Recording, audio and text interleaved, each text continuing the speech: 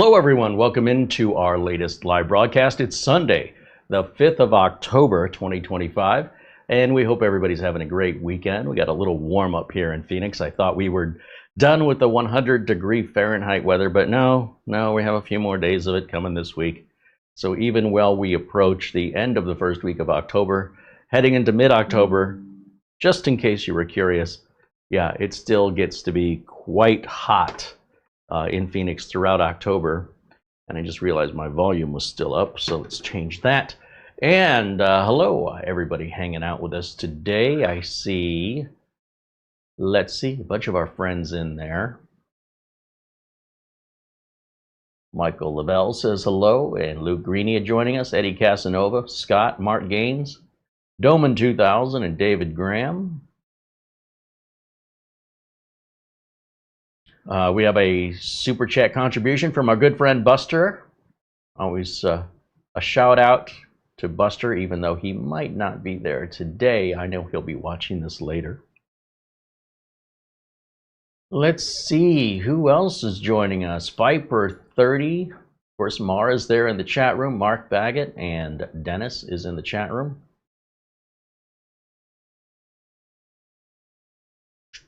Jim Kenny says hello.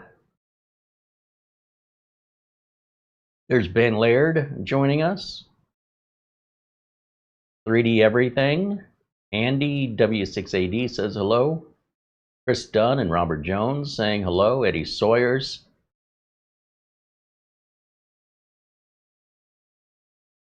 Anaglotis Ramopoulos says hello. Obviously from Greece, welcome in. Joseph Hawkins from New Zealand joining us as well. Wild Soul says hello. There's Anthony Pete saying hello, along with Francisco Oma and Frank Jimmy. Welcome in, everybody. Dwayne Blackwelder, if I failed to mention that, of course, Mark Gaines saying hello. And I hope I got everybody. So today, we have a clear bench, and the floor is yours today. If it's a long show or a short show, depends on what questions you have for me. And if you guys have nothing to say and I have nothing to say, then we're going to have a real short show. I can tell you that the amount of misinformation going out online is staggering. Staggering. And well, I will keep reminding you of it because it seems like it's getting more and more common. I have not tested this, but there's been a lot of videos made about how bypass NRO was going away from Windows 25H2. Yet 25H2 is here, and from a trusted source, I have heard that the bypass NRO was not removed. So what ended up happening is that people were looking at a cake that was baking, which is the pre-release of Windows 25H2. And in that pre-release, because it wasn't done yet, Microsoft wasn't finished with it. It did not have bypass NRO. And so all of the freakouts and assumptions happened. Everybody be careful. Everybody needs to know Microsoft is shutting down the way that you can create a local account. And I'm like, I don't even know what the hell you guys are talking about because I use Rufus and I never see it. Regardless, it doesn't change anything. So it's like you're looking at a cake that's baking in the oven. You're like, do you want to see how the cake is coming along? Oh, yeah. Yeah, I'm a chef, so I understand how cakes are made. In other words, if you're getting the pre-release of a beta of Windows 25H2, you're basically saying, I'm technically smart enough to be enduring this process that is not yet completed. And clearly they're not. In other words, there's no test. So because they're so ignorant of what they're doing, they think that the cake in the oven is lacking frosting. And so they start telling people, I just got back from the kitchen. You know that cake we're all waiting for? They're not putting frosting on it. Like, how ignorant does somebody have to be? It's so profound. So I'm going to go make a bunch of videos about how this restaurant bakes all these cakes and not a single one of them has frosting. So you better bring your own frosting if you're going to eat here. Well, lo and behold, you know, the frosting goes on after the cake is done. And I think any moron would possibly think that, you know, that's pretty obvious. Well, because the bypass NRO was removed, apparently, from the pre-release beta, it's a beta. It's not done yet. It doesn't take a rocket scientist to conclude that there's no reason to scream from the rooftops the cake has no frosting if the cake is still in the oven. Now, if you search here on YouTube and look for bypass, you know, no more bypass NRO, you'll probably pull up 2, 3, 4, 5 dozen videos from months ago from panickers who make up stuff. They're just making up stuff. And look at the views they get from making up stuff. And yet, if you come out here and you tell people the truth, you don't really get a whole lot of views. So you take from that whatever you take from it. Like, on the one hand, if you're a content creator and you want to get a lot of views, just make up stuff. You'll be far more successful than telling the truth overall. Like, more times than not, the lies will get more attraction than the truth. Look at the Verge PC build from all those years ago. I can show you, as many other people do, how to build a computer the right way. Get this many views. I can show you how to not build a computer the right way. Make it so obviously bad that you can't believe what you're seeing, and so you tell all your friends and it gets this many views. As a content creator, what should I glean from this information? What would you do if you were me? Do you just start making up stuff so you get the views and lose all your integrity and respect? Or do you keep your integrity and respect and then suffer quietly as you remain sort of overlooked by the general population? What would you do? Something to think about. Thought experiment. Windows updates are killing SSDs. No, they're not. No, they're not. Remember that? It was just a few weeks ago. Remember what happened? You see how everybody just had these clickbait titles? They jumped on it early before there was any facts. They didn't do any actual due diligence. They just said, hey, the stickers on the cars are on all the winning cars. So if you want a winning car, you better put a sticker on it. You know, if you're in a car race, nobody in a professional car race ever comes in first place unless they have stickers on their car. The level of ignorance that we're dealing with here is either intentional in order to build views, or it's genuinely the people are that stupid. So I don't know. I don't want to think people are that stupid, but it does create a panic from people who look up to the stupid people, thinking the stupid people are smart, which doesn't necessarily make them stupid. They just wrongfully assume the person on camera knew what they were talking about. You can start up your camera. You don't have to know what you're talking about. You can make up a story. There's nothing to stop you. If you want to just make up a story, anything you want, just turn on your camera phone and post your video. You could be a very successful YouTube content creator if you did that. Heck, you could even make the video AI so convincing that people can't believe it. And since they can't believe it, you get 3 times the amount of traffic. You get 3 times more money, and you do almost no work, and you're just making up fiction, whatever your mind can dream up. Now, you as a viewer, it's your job to determine if what you're watching is real or fake, if what you're watching is true or lies and assumptions. That's your job. There's no tool to do this for you. So just saying. It rides on you and you alone to evaluate the context of the video, who it's coming from, who's your source, do they use their real name, do they have a verifiable history in whatever industry they claim to be an expert on, or do they just sit at home all day and read stories and tell stories? And if that's what you want, is somebody to read stories and tell stories, there's plenty of pickings here on YouTube for that. I'm not saying it's wrong. But what I'm saying is too many people can't tell the difference, or they're not aware that it's a thing. And here we go again. And you're going to keep hearing me probably more often as time marches on. The bad is going to outperform the good. And it's going to be really, really hard to isolate the good, because it's just going to be like finding needles in haystacks of trash. It's already haystacks of trash, but now it's going to be mountains of haystacks. And then in those haystacks are little needles of really good, accurate content. It's disappointing. And I feel like YouTube should have a verification for the authenticating the content creator. It's like Twitter does, or even Facebook. Some form of authentication that says this is a real person with a verifiable, I don't know, history of maybe just honesty, or like a truth meter. They say they're somewhere between 6 and 10 versus between 5 and 0. Something to help the viewer gauge, because otherwise you really have to use your own judgment. And unless, if you're going in to watch a video to learn, and so you don't know any better, how do you know if the person teaching you is providing you accurate information or just making stuff up? I'd say the more unbelievable it is, the more skeptical you should be. That should be the general rule. Bypass NROs going away seems pretty extreme. I'm not saying it's a lie, but the product is obviously still in beta at that time, so maybe it's not true. Let's wait till the product comes out and see. And then the product comes out, looks like it's still there. As far as I could tell, it's still there. Or looking at it from another way, use Rufus, you don't even have to deal with it regardless, so who cares? Somebody says Windows updates are killing SSDs. Pretty extreme, right? Pretty like, oh no, this is serious. Probably not.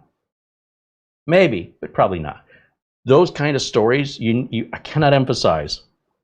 You need to be skeptical until you see an official source. And if you had, you would have seen Microsoft and Phison both, who were named as being the culprits here, officially stating this is not a thing. And then what do people do? Oh, well, of course a corporation is going to say that. So some people want to go through life with a bad attitude, and they want to defend their ignorance. Those people, I cannot help them. They've got their mind made up. They're not open-minded. They think they know what's going on. And those are the people you need to fear the most. As far as like any information from somebody who thinks like that, that means all information, 100% of the information they provide is completely worthless to me. In other words, if they can say that with a straight face and serious, then there's nothing they can say that I have any interest in. Just that one statement alone tells me all I need to know about that source. If that's what that source, if that's their logic, then there is nothing, and I mean nothing, they can possibly say that holds any value to me. But that's how when I see this kind of content, this is how I react to it. I react very strongly. I'm offended that they think I'm this stupid, and I'm offended if they're not jerking my chain and they seriously believe what they're saying, then I cannot believe that they are among us. Okay, so once I've identified them, I tag them and release them. So if I ever see them again, they're tagged. All right, I remember that person. That person has no idea what the hell they're talking about. And yeah, they can turn on a camera, title a video, just like anybody else, say whatever they want to say. Freedom of speech is freedom to lie. Keep that in mind. All right, so with that off my chest, I just want to keep you guys aware of what's going on. Planet Cryos with a $2 super chat. Carey is 100% really real. Yeah, and Planet Cryos is too. When he's showing you BIOS updates and things, they're not edited. They're happening in real time. And he shows the entire process for different machines. It's 100% verifiable. You can follow through the same steps yourself. And these are the good content creators. These are the ones that have no nefarious purpose. It doesn't matter if the video gets real popular or not. It's just the truth. You have email? Yeah. Oh, thank you. Yes, we're welcoming back our good friends with the Windows and Office discounted license keys. Thank you, Mar. URCD keys. It does take PayPal. What was interesting is we had somebody leave a comment. They said they bought a key and it didn't work, and I said, "Well, what's your order number? Can you?" And he forwards me the email that he gets in response from ordering from URCD keys, and he's crossed out his order number so I can't see it. But I read the email and it says your payment method was declined. So that's why he didn't get a CD. That's why the key, he's like, I paid, I never got a key. You didn't pay. He goes, yes, I did. I said, how did you pay? Because according to this, you made an attempt to pay. but your attempt failed. So he's under the impression his payment went through. He's not provided any evidence like a credit card or PayPal receipt, something that we could verify that his payment went through, nor did he provide an order number. So we stand behind these keys 100%. But between people who are mistaken and people who are intentionally trying to scam us, we need just some basic information to help you. And I'd be more than happy to refund his money or provide a key to him right out of my own pocket if I can just verify he's not scamming me. I think he's just mistaken. I think he truly believes his payment went through. But whatever payment method he used, if he looks at that account that he used, that account will show that payment was declined. I guarantee it. Because URCDKeys is really good about letting you know if your payment's been declined. But your credit card company or PayPal, not so much. And I'm trying to help him, and he just says, yeah, well, never mind. And I'm like, well, see, now I don't know if that's a scammer that when I'm calling him on his bluff, he's not able to provide it. Or he thinks it's not worth it enough money to just email me the information. And I really do try to help people. But you have to understand, if you need any help, you must provide us with, some form of evidence that what you're saying is true. Not only that, when we go to confront URCDKeys in such an instance, they're going to want to know what the transaction number is. And if you block out that order number, I am at a dead stop. There's nothing I can do. And the order number is not private. It's just a number, and it's unique for you. And in this case, I don't need to know like the details of the payment. I just want to know, was it PayPal? Was it a credit card? And then the next thing I'm going to say is, when you contact your payment method, if you look at your PayPal account, you log in, or look at your credit card account, you can log in online, look at your purchase history, and you will see that that payment was declined. I promise you. So that's a little frustrating for me, because when people will rant and scream about, hey, they took my money and didn't give me a key. No, they didn't. And we can help you. But the first thing you need to do is verify that your payment went through, which it clearly did not do. So that's why I say it's tough to sell things to people online. It's really tough. Some people just, I don't know, they just make assumptions. And then when you ask them, they go out of their way to complain, and you say, well, let me make it right. They can't be bothered to go any further in the discussion. So then why'd we bring it up at all? If you're just going to walk away, why didn't you walk away? Why did you make a big stink about it? And then I go to help you, and you're like, I don't want your help. Or you just stop responding. I don't get it. What was the point of the whole exercise if not to get you to the end goal? I'm here to help. And if you don't want my help, then why are you complaining to me about it? If you want to feel like you were ripped off even though they never took your money, and you want to make that claim, and I'm saying, hey, let me make it right, and you're like, don't even worry about it. Well, then what was all this for? URCDKeys is not going to not send you a key. It's never, ever happened unless your payment doesn't go through, which should be pretty obvious. You probably find that to be true anywhere you use your money. Amazon isn't sending your stuff if your payment doesn't go through. All right, so with that, our friends over at URCDKeys, they do take PayPal if you prefer PayPal. And let's see, where's my... This is their website. This is what it looks like. So here we're showing a Windows 11 Pro key. Enter the coupon code of Carey right as you check out there. You add it to your basket, put the coupon code Carey, get your discount. You're going to get an email. And in that email, it's going to tell you how to download Windows or Office, whatever you bought. You're going to have links, which you may choose to use or provide your own. You're going to install it. Once it's all installed, then you're going to enter the product key they sent you.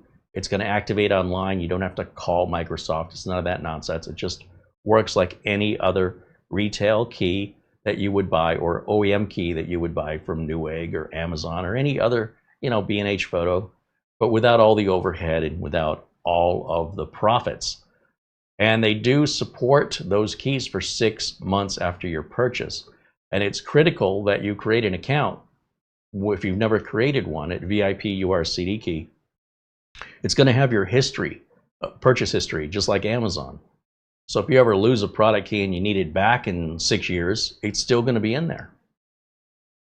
That's the only reason they want your email. They want to be able to record your purchase history for support reasons and be able to reach out to you in email to provide you links and information.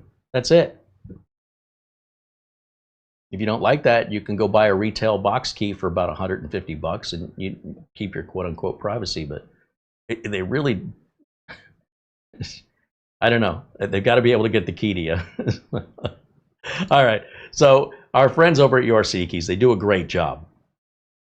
And there's nothing worse than somebody crying foul over a mistake they themselves have made.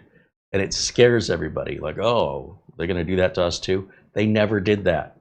It's a false claim or a misunderstanding. And I mention it because I want you to be aware that you don't make the same mistake that's completely avoidable with simple verification. And if there is a problem, which very rarely ever happens, you let them know, they will fix it. But if you're not getting a satisfactory response or you're in a big hurry, you reach out to me personally. Mara and I, we look through these emails constantly every day. And so if you email us about any issue, computer issue, purchase issue, we're happy to do whatever we can to help you. That's what we're here for. We love hearing from you guys. Sometimes you guys are pretty elusive when it comes to providing us any information. But think about if you ever had to return anything or you had a problem with a product, what's the first thing any retailer on the planet wants to know? Where's your receipt? How long ago did you buy this, right? Where's the evidence that you're not a scammer? Well, you're worried about being scammed. They're also worried about being scammed. And so we have these assignments of product numbers, receipt numbers that are authentication methods to verify genuine customers with concerns versus scammers looking to get something for free. And in the world today, it's about 50-50. You get 10 people who complain, 5 of them never ever bought your product. They're just trying to get away with something. So that's the world we live in, and it makes it inconvenient for all of us, unfortunately. But you know, if this was the 1980s, we'd probably just take your word for it. But not today. The scamming works both ways, so do have some understanding, please, that if they're asking you for some verification, it's not that they don't trust you. It's just that we can't identify if you're real or not without it. Once we know you're real, everything's cool. All right? So I just want to set your expectations. We got your back, but you gotta be cooperative, you know. A modicum of just civility to help us understand that you are in fact a real person and you did in fact make a real purchase. It's really, if that's too much to ask, I mean, you know, I don't know what else I can do. But the Windows and Office license keys that URCDKey sells, these are the keys I use. These are the keys I use for my customers. These are legal, legitimate, real Windows and Office license keys. Like I said, you can roll the dice if you want to, buying your keys from other sellers. Maybe you're buying stolen keys or keys that don't work. Maybe they have support, maybe they don't. Maybe it works out for you, maybe it doesn't. When you buy keys from URCDKeys, it will always work out for you 100% of the time, even if I have to get involved. The end result is guaranteed, 100%. You either get what you paid for and it works exactly as advertised, or you're going to get a refund. That's it. Okay? I don't screw around with that because I can't stay in business gambling and hoping for the best. And if URCDKeys pulled that nonsense, they would not be here. I would replace them with somebody else. This is a very serious thing. And for people to just be so dismissive or skeptical without any sort of evidence or experience to back it up, it's completely unjustifiable and not fair. But for the rest of you, if you've never purchased from them before, it's 100% safe, and you will get exactly what you ordered. If anything falls below your expectations, you let us know, and we'll do whatever we can to make it right, including and up to just giving you your money back, right out of my own pocket. And I don't make a commission if you buy Windows or Office keys. It doesn't matter if you buy it or not to me. You buy from them, I'm trying to save you some money so that you get a real product key at a discounted price from a source that's trustworthy. That's it. If you buy it, it's good for you. It's good for them. For me, nothing changes. But we want to make sure that you have a place to go that you can count on if you need Windows and Office keys. And because I'm willing to put myself out on the line for it, I'm willing to back it up. So with that, and when we thank them for sponsoring us here. So, you know, again, it's not a commission-based sponsorship. I'm paid the same either way. So hopefully you guys want to save some money. Go for it. If you guys have any issues, let them know. They'll make it right. Or let us know. If you let us know when we have to talk to them, you're probably slowing the process down. But if you've already been through them and it hasn't worked out, then reach out to us. It's very, very rare it ever goes that far. Wild Soul said the return of these keys is handy for me right now. Well, that's what we're bringing it out there for. It's not a hard sell. We're just trying to help you out. That's all. If I know the gas station down the street is 50 cents less a gallon, and I tell you, you can save $5 on 10 gallons of gas if you simply fill up your car down the street, I'm not selling it. I'm just trying to help. All right. So anyway, let's see. Yeah, 3D Bounce there says CD key is a great deal and use the code CAREY at checkout. All the links are in the video notes to take you right there, along with the coupon code. Champa said, Carey, I just tried to upgrade my partner's laptop with Windows 11, but on 21H2. When given the option to keep everything, it's grayed out. Any ideas what the problem is? I don't know if you can go from 21H2 to 25H2. You're jumping ahead 4 years. That might be a little too extreme. You might want to look for 23H2, and then from 23H2, then go to 25H2. That would be my best guess, but I really don't know, but that's what I would do. Planet Cryo says, I bought Sean Boyle a free 1 month. Sean Boyle. William Gordon just became a support. Wilhelm Gordon just became a supporter. Thank you, Wilhelm. Fabian said, I bought your Windows 10 optimizer. I lost it. Is there any way to get it back? I mean, can you imagine if you went into Walmart and you bought some pants and then you lost your pants, you went back into Walmart and you said, hey, I lost my pants. Can you give me another pair of pants? Here's the thing, though. I never sold you the optimizer. You did not buy it from me. You should not be asking me that question. We partner up with a company called D7X Tech. D7X Tech is who you gave your money to. D7X Tech is who provided you with the license key and provides all the support. And you need to reach out to D7X Tech and ask them if they can help you. Okay, just so we're clear. I can't control what's going on with the policies with D7X Tech, and what they choose to do is entirely, this is a partnership between myself and D7X Tech. Neither one of us has complete control of it. But we've agreed that when it comes to taking payment, distributing the software, and doing the support, I cannot do that. I don't have time. And since D7X Tech does this with other products, to just add mine into the mix is no big deal for them. And so it worked out really well for us. So I believe the email address is support@d7xtech.com. And they'll probably look for some evidence like a receipt that you have that you actually paid for it. So in your email, you'll probably have a receipt. And then you might even still have a download link that's valid there too. You may not even need support. But without being able to prove you bought it, I don't think anybody's going to be able to help you. So you will have an email receipt from them.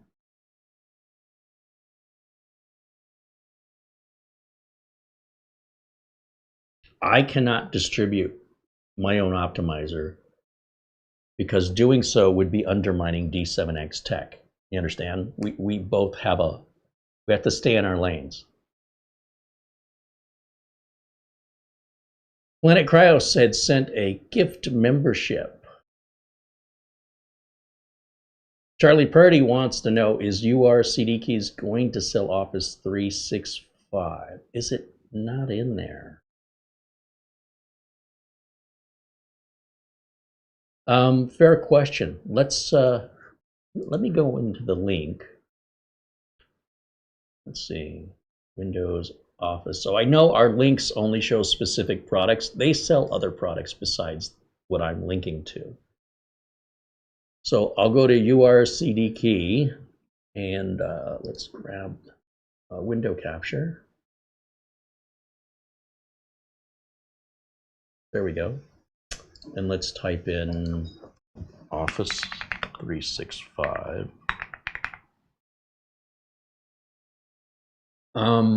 Yeah, it does not appear to be in there.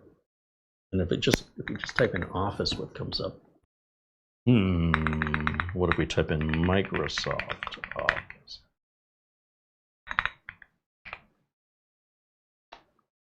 Why are we not getting that? I wonder if their search isn't working. Oh, I see. They're calling it MS Office with no space. MS Office 365.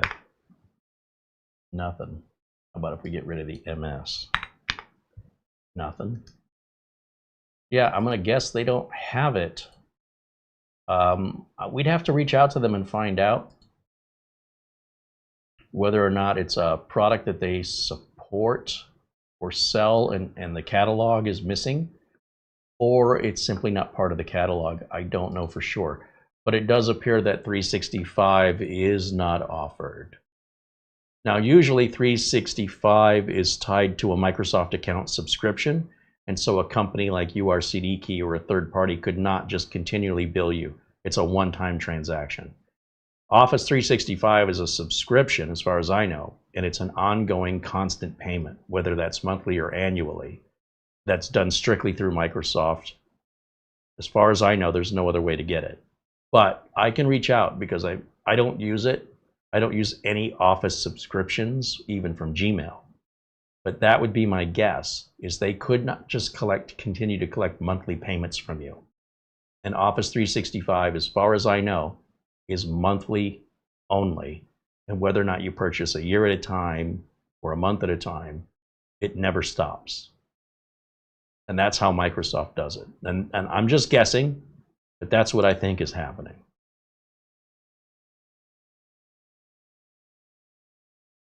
If you're looking for a copy of Microsoft Office that has a perpetual license, then you want Office 2024.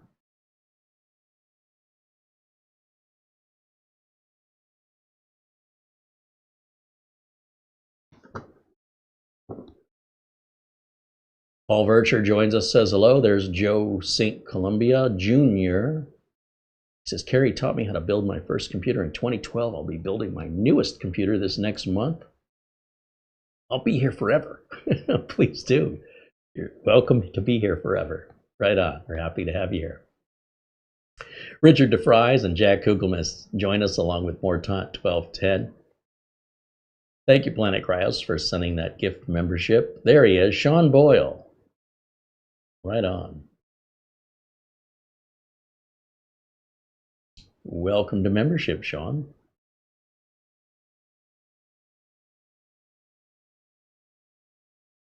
Just scrolling through some of the past chats here to catch up. Joseph Harris said the URCDKeys website has been a big saver on money for me. Thank you, Carey. Right on. Well, I'm glad to hear you're taking advantage of the savings and that everything is exactly the way I say. That you're not having a different experience than what I'm explaining. Jose Lopez with a $1 super chat joining us, saying hello. Thank you, Jose. Welcome in.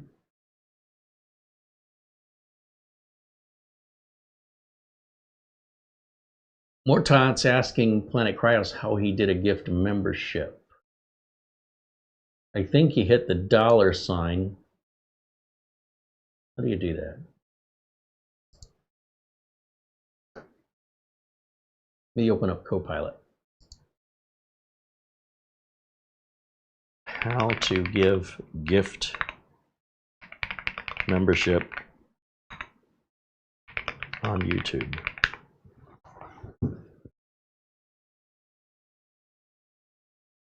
You can only gift memberships during a live stream or a premiere on a channel that has membership gifting enabled. You'll join the live chat, tap the dollar icon in the live chat, select membership gifting, choose how many memberships you want to gift, and then complete your purchase. Who can receive gifted memberships? Viewers must opt in to receive gifts. They must be subscribed to the channel and have recently interacted with it. Brand accounts and current channel members cannot receive gifted memberships. It is available on the desktop and mobile apps only. You must be signed in with a personal YouTube account, not a brand account. If you're gifting for the first time, try joining a creator's next live stream and look for membership gifting option in chat.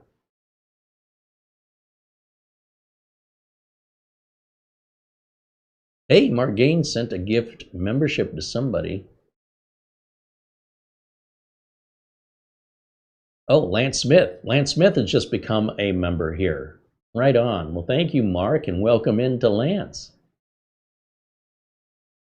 Scott says, I've received 3 Windows keys from URCDKeys. Perfect. And Bortant said he has not seen the option for the gift memberships.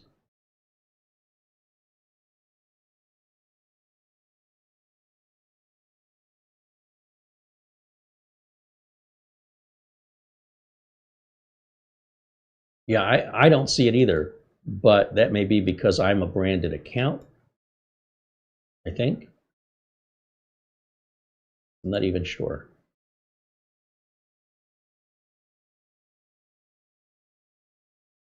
Barry Klein sent 10 Carey Holzman gift memberships. Wow, that's very kind. So Barry Klein is gifted a membership to Richard, Jeanette T., Toby Fuller, Ryan, Thomas Robinson, Retro Cyber, Terrell Cochran, Martin Postema, Raj D., and Tyler all received gift memberships from Barry Klein. 30-day free membership. Welcome in Richard and Jeanette. Welcome into Toby Fuller and Ryan. Welcome into Thomas Robinson, Retro Cyber, Terrell Cochran, Martin Postema, Raj D., and Tyler. Wow. Well, I love the fact that it's working for some people. Yeah. I don't know where the heck it is, though. Well, you and I aren't going to see that. We can't do it. Well, under my account, I should be seeing. I don't think so. No, because you're a moderator on the channel. But people like Mortant and someone else, Luke Greenia says he doesn't see it either. So I don't know why. Okay. Try. Well, we'd have to be a little more research done into it. I've never seen that happen. I've known about the gift memberships. I've never seen one happen before. And today I've seen 14 of them. We went from never to 14 in one day. And the day's not over yet. I know Mara told me earlier I had an email, and I haven't checked it. Charlie Purdy sends an Amazon gift card. Thank you, Charlie. It's his super chat. And another one from Charlie. He said, this is for the channel and the community. Well, Charlie's very generous and thoughtful. Thank you so much, Charlie. And that's our friend Charlie Purdy in the chat room. I grabbed the wrong glasses. These made everything way too big for me. I better grab my other ones. These are my normal ones. By the way, I see perfectly fine unless it's right up in my face. That's when I need really, really tiny. Then I need to magnify it even more. So the smaller it is and the closer it is, the more magnification I need. If it's, you know, a few feet away, like that monitor over there, I can mostly read that okay. But definitely my vision is not getting better. I can tell you that. 6 months from now, I may not be able to read that as well as I am now without some glasses. But, you know, driving, looking forward, you know, farsightedness, I suppose. Is that farsighted? I see perfectly. It's just that close-up stuff that I struggle with. It's my souvenir for getting older. It's the kind of rewards you get to look forward to as you age. I've earned my rough close-up vision badge. It's like Boy Scouts, but for adults, and I'm just going to collect a bunch of badges. I've got my 10th prescription bottle.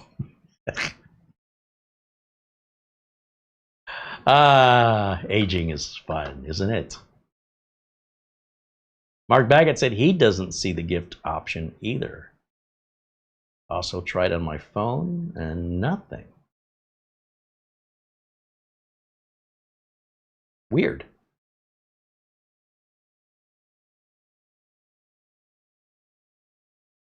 Let's ask Copilot. Why do some YouTube viewers not see the gift membership option in live chat? Some YouTube viewers may not see the gift membership option due to a few reasons. One, viewers must opt in to receive gift memberships. This can be done by clicking Allow Gifts in the live chat of an eligible stream. Now, I don't know where that is, but somewhere there's an option to click to Allow Gifts. If they are not subscribed or active, well, that's about receiving. Gift memberships are not available for users signed in with a brand account. YouTube requires a personal account to receive gifts. If you're already a paid member, you cannot receive a gift. Some features may not appear on certain devices or outdated app versions. Using a desktop browser often provides the most complete experience. The creator must have gift memberships enabled. Well, clearly I do. Some users report losing access to the gift option after changing usernames or switching accounts, even if they are not on brand accounts. If you're missing the option, try checking your account type. Subscribe to the channel, interact with its content, and opt in during a live stream. So how do you check your account? You make sure you're signed in with your personal Google account. Go to your YouTube settings under Advanced Settings, and there's an option that says Move Channel to Brand Account. If you see this, you're likely on a brand account. During a live stream with gifting enabled, click the Allow Gifts prompt in the live chat. If you don't see it, try refreshing the stream or interacting with the chat. You must be subscribed, and yeah, okay, you can't already be a member. You must be using a supported device.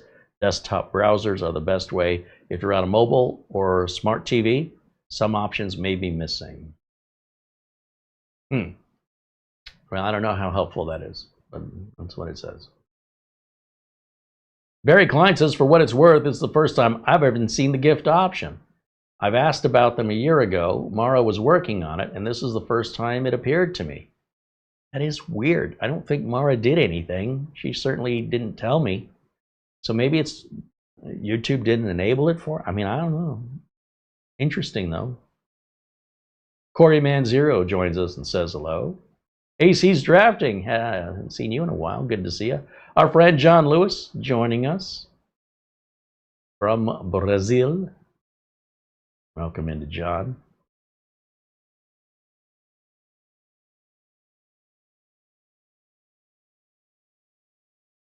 Ben Laird also does not see the gift membership. That is frustrating, you know, for me to, I mean, I'm glad you're telling me, but I don't know if there's just anything I can do. But it definitely needs a little more investigation, for sure.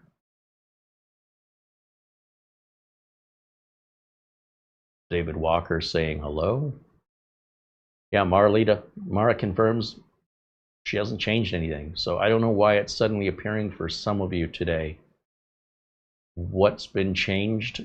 The only thing I can think of is, YouTube won't leave anything alone. I'm going to just, when I don't know the answer to a YouTube related problem, the default answer is YouTube's fault. Because that's all I got. I didn't do anything. Mara didn't do anything. I don't know. Peter in the Netherlands says, I don't see the option here on your channel now, but other people on YouTube have it. It's in the donations section. Maybe YouTube needs some time to get used to it.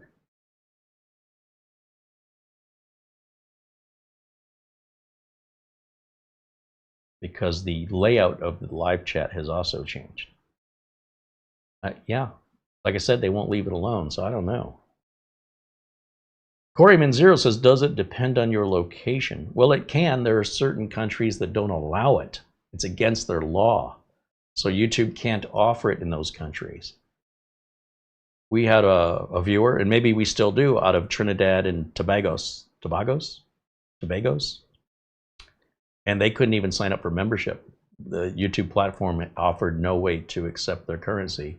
And usually that's because of a government lawful regulation that YouTube must comply with. So absolutely, for a fact, it does matter what country you're in, for sure. Brad Revel joins us and says hello. And Fred NL and David saying hello. David says he sees the gift option. I don't know.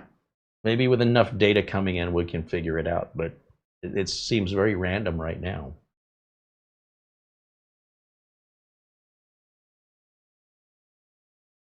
Gerald Cochran wants to know if I've seen the new requirement for Windows 10 extended support. That's to keep it.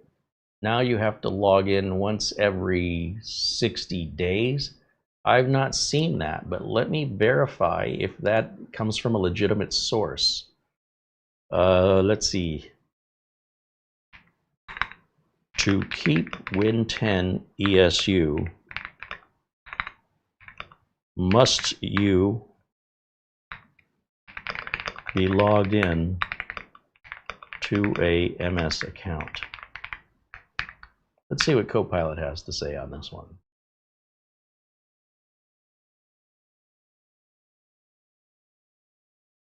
You must sign in to activate it. You only need to sign in once on your Windows 10 PC to verify eligibility. After that, you can switch back to a local account for the rest of the year. This is what Copilot says. So if you have any information that goes against Copilot, and let's face it, it's AI, and it could be wrong or doesn't have the latest. If Microsoft has changed that, what is your source? Where did you hear about it? Do you have a link to Microsoft? If you would, please, you may not be able to post links in the chat, but what you can do is post a link to wherever you heard about this to our email. Just send us an email to that address, and Mara will forward it on to me while we're live so I can take a look at it. I've not heard of such a thing. Everything I've heard is you sign in once and you're done. All of the speculation, I want you to think about what I just got done talking about. Anytime you hear anything that warns you of something, oh no, bypass NRO is going away, and then it doesn't, at least it appears not to have gone away. Windows updates breaking SSDs. It's about something that hasn't happened to anybody yet, right? It's about, well, it happened to one guy one time, or some guy in Japan. That's what's kicked all this off with the Windows update thing. And then anytime anybody has an update issue or an SSD issue, they immediately conclude they're a victim of this. When it's like the flu is going around and you get sick and you immediately assume you have the flu. You may not have the flu. What's wrong with people? Anyway, so Windows ESU hasn't even been out for 60 days. You hear what I'm saying? It hasn't even been out for 60 days. And now there's outrage and anxiety over a statement that you read somewhere or you heard somewhere about the future that hasn't happened. And now you appear to be showing some concern about it. This is the very thing I'm warning you against. I'm not telling you what you heard isn't true. I'm telling you, you should assume it isn't. unless you have an official resource. That is not a news agency. That is not a YouTube content creator. That is a statement from Microsoft. It'll be from Microsoft.com. If that statement does not exist, it's all fishtails. It's clickbait, and you should not buy into it. So if you have the Microsoft official statement on this, if you have a link for that, please send it to our email address right now so we can go look at it. Because if that is true, I want to know. But until it's proven, I assume it's all lies. It's just clickbait until proven otherwise. So right now, my answer is, show me. That's it. And I can't say that that's anything to be worried about. It'll be, let's see, if you enrolled in extended updates after October 14th, if that were true, you'd have to let me know in December, somewhere between December 14th and January 14th, you would no longer be getting updates anymore. And has that happened? Do you live in December or January? Because you're presuming something's going to happen. Just like presuming bypass NRO is going to be missing. Just like presuming Windows updates we're destroying SSDs. Why are we going around in circles? I don't understand. Again, I don't know that it's not true, but even if it were true, it's 2 months from now. Who cares?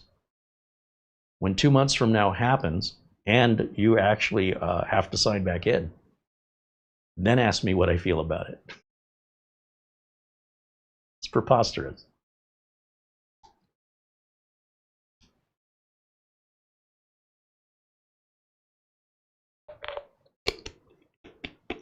Andy Archer says, you select the $sign and click memberships. And in the member window that opens, click the 3 dots on the top right. Then select gift settings and move the slider to the right. All right, thank you, Andy.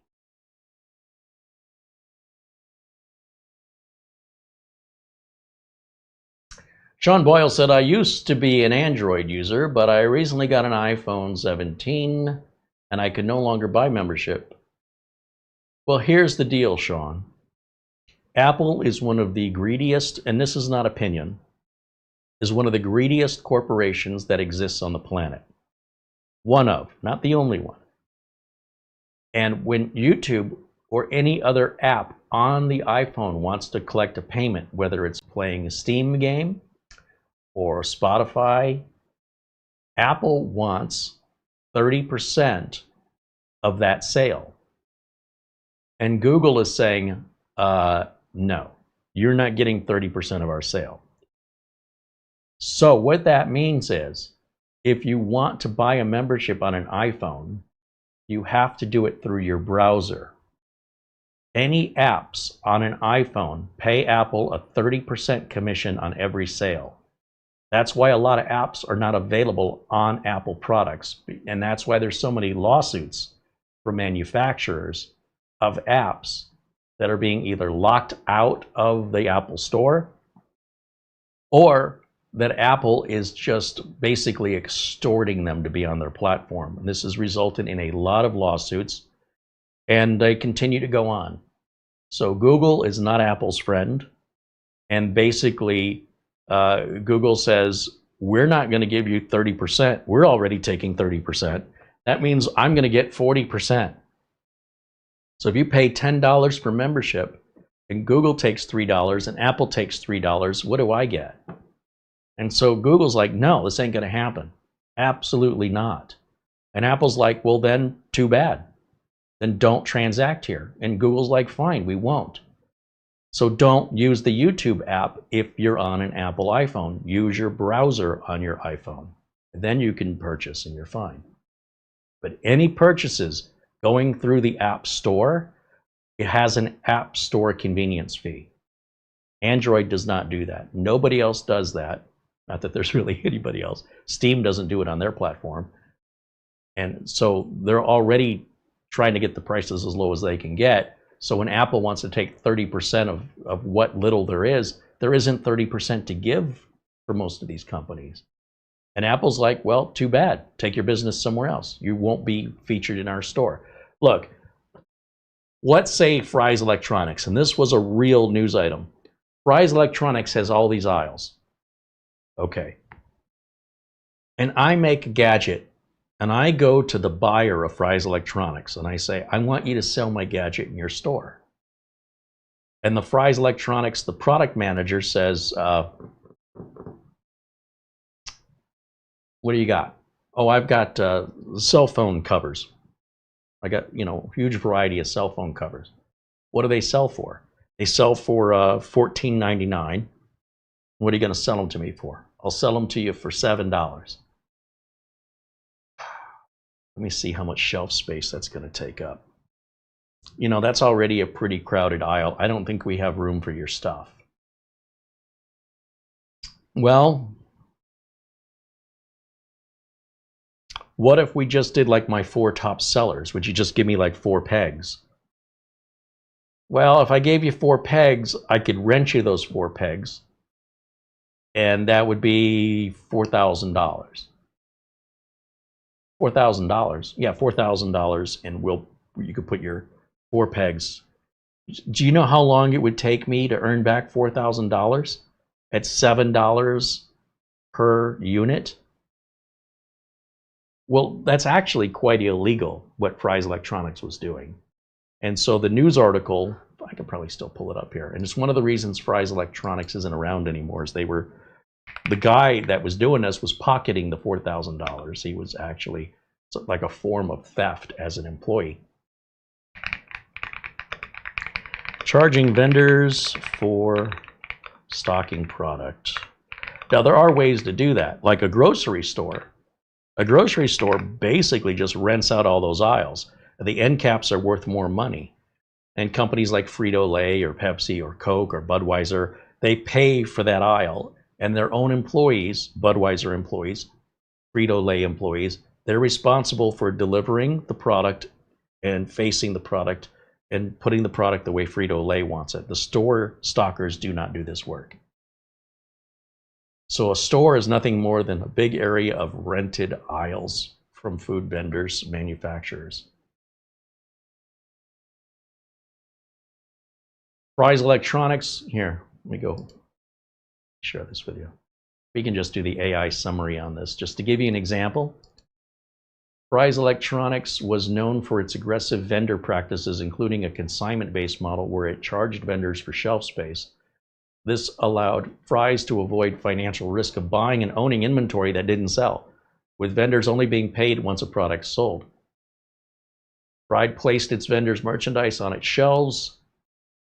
There were kickback schemes. In 2008, Fry's Vice President of Merchandising and Operations, Asif Omar Siddiqui, was arrested for a large-scale embezzlement scheme. He was found guilty of extorting over $65 million in kickbacks from vendors in exchange for stocking their products and guaranteeing sales.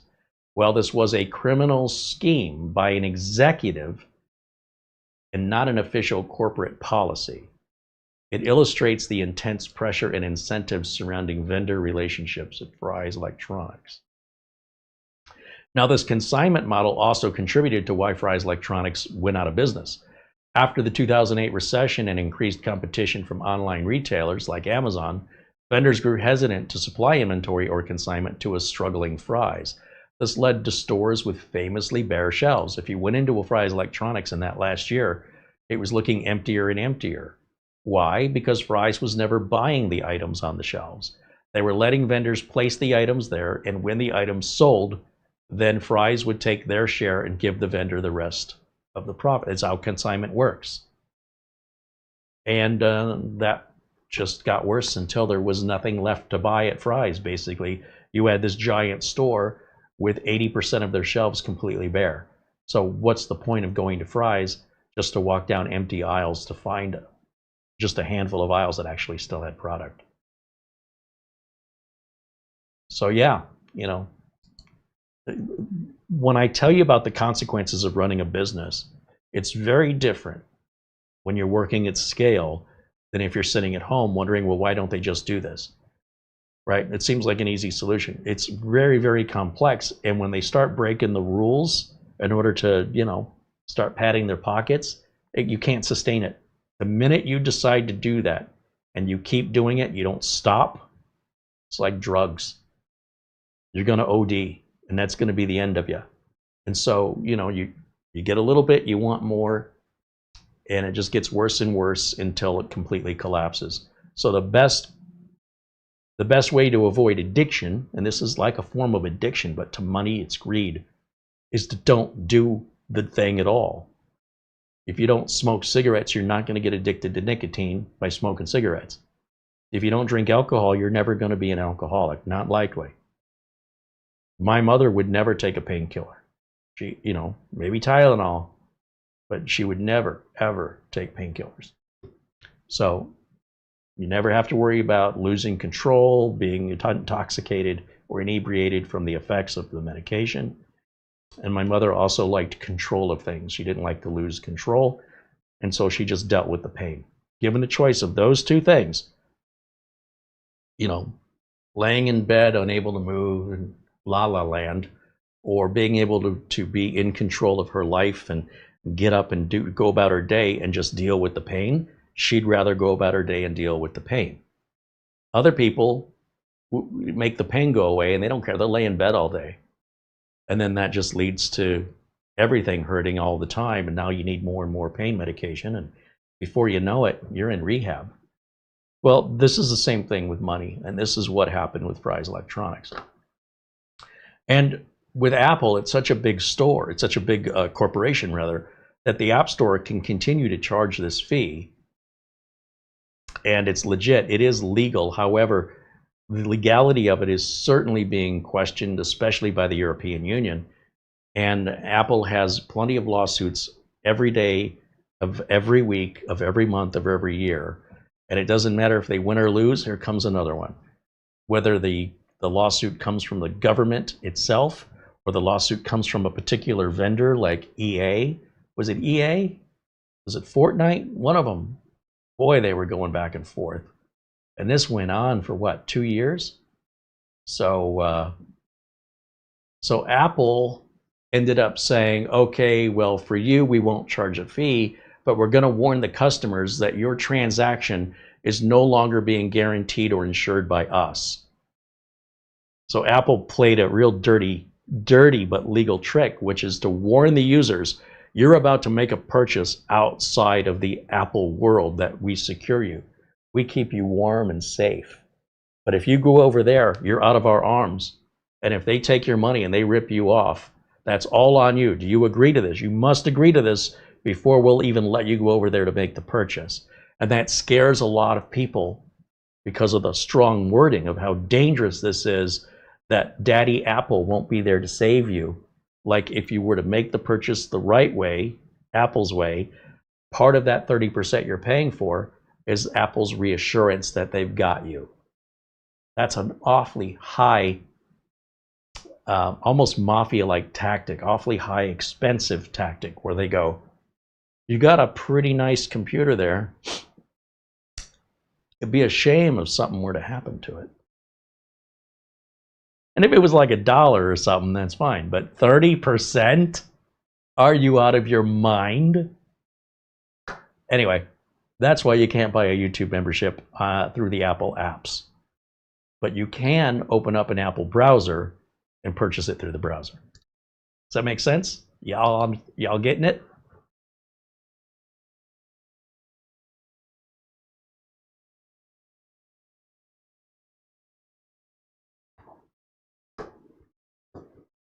Andy Archer said Amazon runs a similar method, as many of its stocked items are not yet purchased by them, but only stocked by third party. So fulfilled by Amazon or FBA is similar but different, but yes, yeah.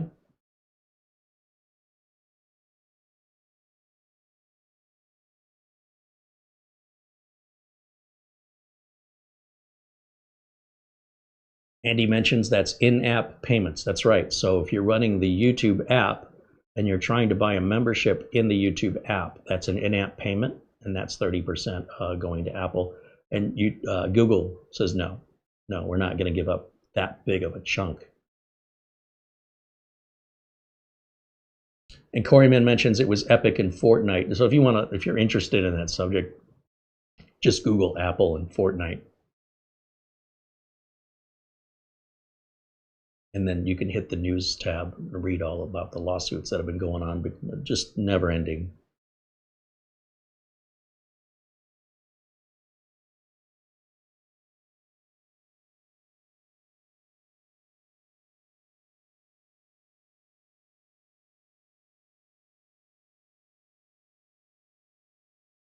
Did we ever get a link, by the way, for check my phone, for Apple requiring you to sign in every 60 days, or is this just somebody making up stuff again? I'm not saying the person who told us is making it up. I'm saying whoever they heard it from is probably the one to blame. Or is it real?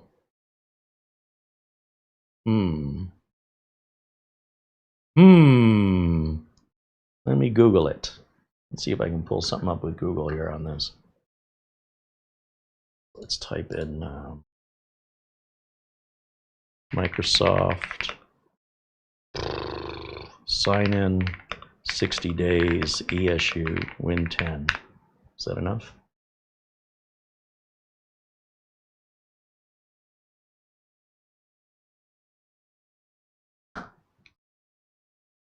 So the AI overview does say, it does confirm, users must sign into their Microsoft account on the device at least once every 60 days.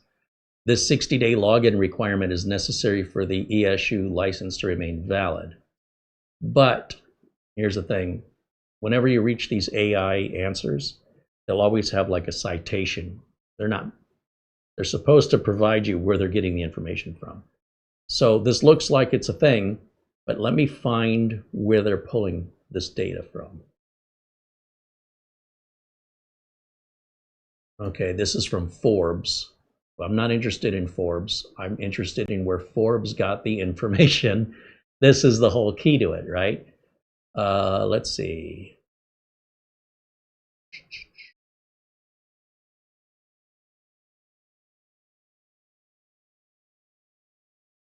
Now, there's a double standard, because if you're in the European Union, you can get the extended security updates for Windows 10 without ever signing into a Microsoft account. But here in America, you have to sign into the Microsoft account, at least to start it off.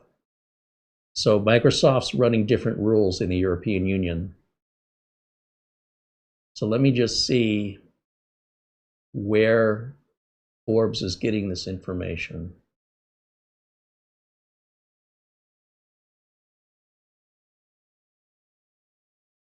Your security updates could end in just 60. It doesn't say they will, it says they could. See, this is a little fear-mongering. According to what, though? As reported by Windows latest. So they're quoting. So this is what happens. One news agency posts a link, and then all these other news agencies take that as being real, and then they republish it, and then the public thinks this is real because all these news agencies are. That's how we got to the Windows 10 support. It's never gonna. Windows 10 is the last version of Windows, happened just because of this very thing I'm seeing right now. Somebody reported it, other agencies picked it up, and when it went to verification, it was never ever verified or confirmed. So, but the public believes it to be true. All right, maybe Windows latest publishes a source.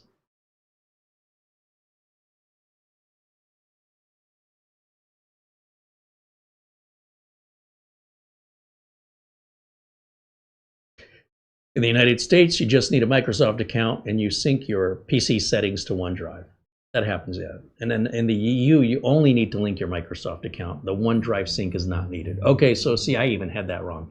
So in the EU, you still have to link your account, but you don't have to actually back up your PC settings. That's not backing up your data, by the way. PC settings are just personal preferences about your display, your wallpaper, little nonsense like that.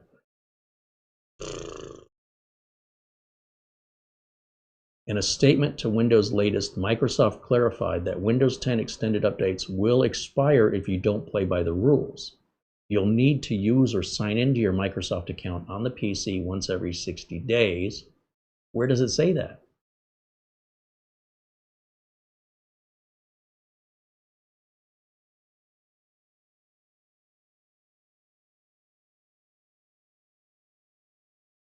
If your MSA, your Microsoft account, is not used to sign in for a period of up to 60 days, ESU updates will be discontinued and you will need to re-enroll by signing back in.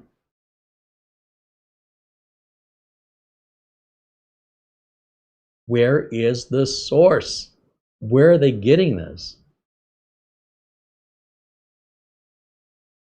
So they have a screenshot where they've signed in to extended security updates, and nowhere does it say you have to sign in every 60 days.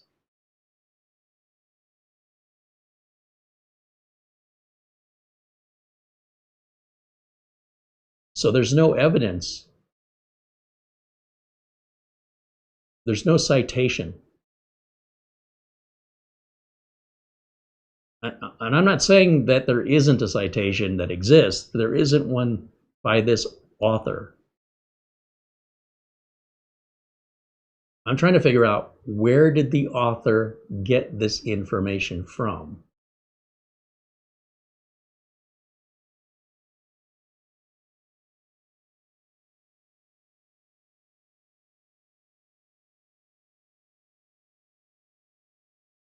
In a statement to Windows Latest, Microsoft clarified. Where's the statement? Why are they not showing us? How do we know that's not fake? How do we know that really came from Microsoft? How do we know if it came from Microsoft, the person who sent it was authorized to say such a thing? Show us the letter from, blank out the person's name. Show us that letter. There's no citation. If there's no citation, I have to assume it's fake. But I'm going to look a little deeper. Microsoft sign in 60 days ESU Windows 10 official. Let's see if we got a statement officially from Microsoft. Okay, here we go. And I want to show you what I'm looking at so you understand, as a professional technician, how am I potentially looking at things differently than you? Like, I couldn't publish an article as a journalist myself without being able to cite my sources. If I can't cite my sources, then I'm just making up stories. Okay, so up here you'll see we're at Microsoft.com. This is real. And it's talking about Windows 10 Consumer Extended Security Updates.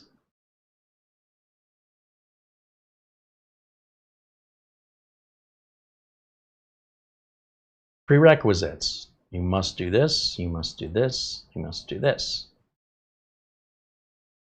Commercial devices? No, this is for home consumers only. It's not going to work on kiosk mode or Windows 10 Enterprise or LTSC. No. This is for home users using Windows 10 Home or Windows 10 Pro, and organizations would have their own unique license for that.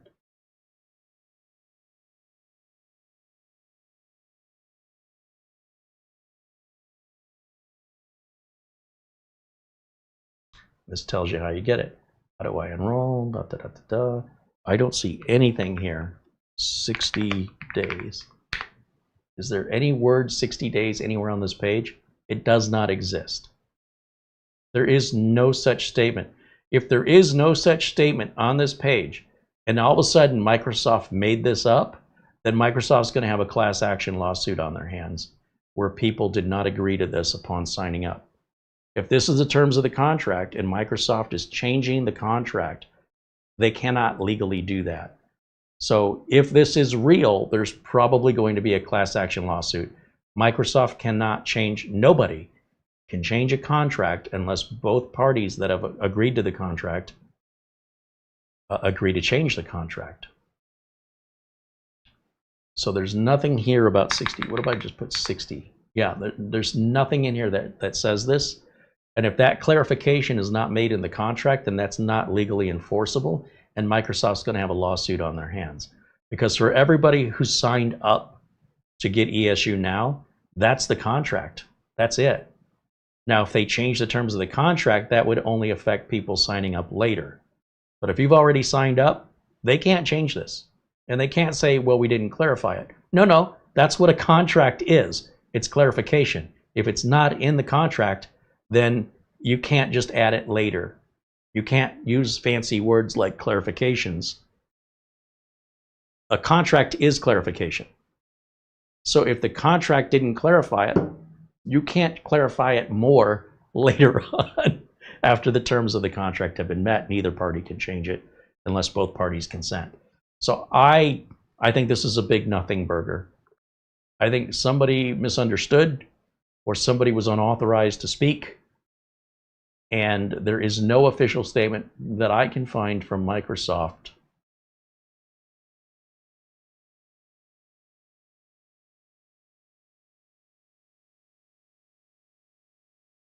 that states you've got to be 60 days every. It's not there. It's just not here. Following the terms of the contract, Microsoft has to meet their end of the contract as long as you meet yours. You can't change it and they can't change it. So I don't think it's real. I think it's made up. I don't believe it's real. We'll find out in December. Come back and let me know if you see it. I don't know what else to tell you. I don't have a crystal ball, but that sounds like somebody's misinformed or doesn't know how contracts work. It's a good point you make as far as like, oh, what about, you know, this thing? Yes, it's being said by reputable news agencies, but so was Windows 10 is the last version of Windows, even though Microsoft never, ever said that. Microsoft never confirmed it. There was never a statement on Microsoft's website. Somebody who's an evangelist for Microsoft said it one time, and it got twisted and reworded, taken out of context, and every news agency ran with it. And you as a consumer, you just bought into it. You just were lied to. And then you blame Microsoft for the lie. Now, granted, Microsoft could have done more, you know, to say, hey, we never said that. Microsoft didn't say anything. They didn't say yes, they didn't say no. But the fact is, if Microsoft doesn't make it clear yes, then the answer is by default no. Unless otherwise said. You could say, for example, how do I know you're not a thief? Well, what evidence do you have that I'm a thief? Well, you didn't say you weren't a thief. Okay, and you didn't say you weren't a pedophile. I mean, is this how we're going to go through life? Is this how we're going to treat each other? We're just going to sit there and just make stuff up? How do I know you didn't damage the property? How do I prove I didn't do something? You're supposed to prove to me that I did. And if you don't have that evidence, come back when you do. Stop wasting my time.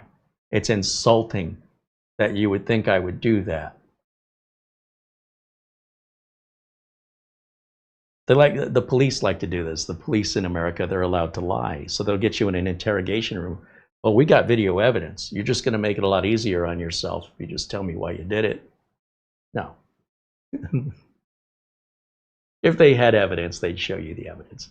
They don't have it. They're hoping to scare you. Because if they had it, why would they hold it back? Why would they say, well, we've got video footage of you stealing. We know you stole it. Okay, well, let me see the video footage. Well, we'll get to that. No, we won't. In fact, at this point, I'm just going to plead the Fifth Amendment here, invoke my right to remain silent, and any further questions can go through my attorney. Are we done here? And then you go home. Welcome to life in America. It's all about the bluff. If somebody has any actual evidence, they'll show it to you. If they don't have it, they'll say they have it. And then you could say, well, show me. Let me see it. And if they come up with excuses, well, we'll get to it. We're not there yet. Well, I'm no longer cooperating with you until we do that.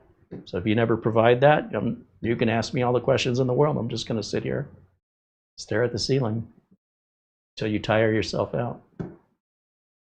And by the way, if you tell them I'm speaking through an attorney and I'm pleading the Fifth, they're not even allowed to ask you any more questions. And if they do, even if you were guilty, they would jeopardize the integrity of the case. It might get dismissed out of court. Then you get away with it if you did do it. So I kind of run through, there's so much misinformation online. I always run through these what I think is preposterous things with skepticism, which means I don't assume they're true. And until they're proven otherwise, and I will look, I'll say, oh, let me look and see where this evidence is. And if I can't find it, unless somebody can present it to me, it's not real. It's just stories. And when somebody wants to tell you stories, I don't think they're anything worth getting worked up about, but that's just me.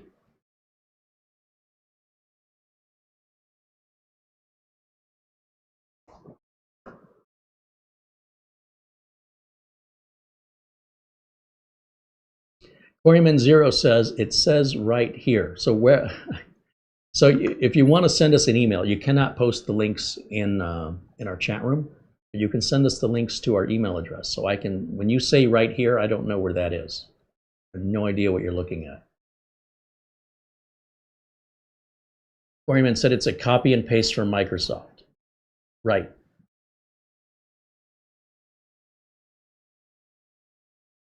But I just want to know what the link is so I can see it. And if you're not allowed to post links in the chat, you have to send it to us from in an email, then I can see it that way. I would appreciate it if you could do that.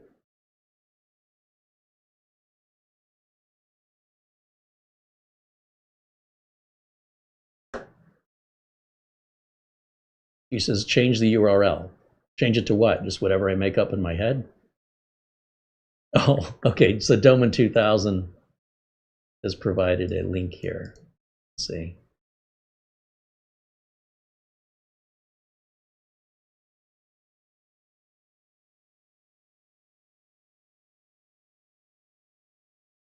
Let's try that link out. Let me go back over to Microsoft.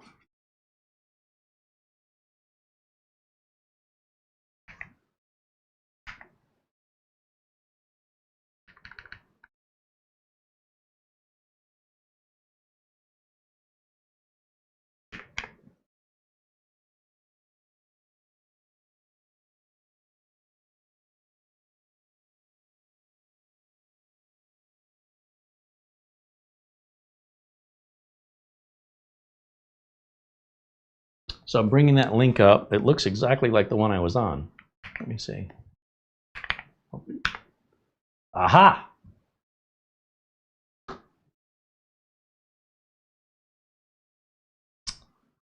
Okay, let's bring this up. Let's look at it together.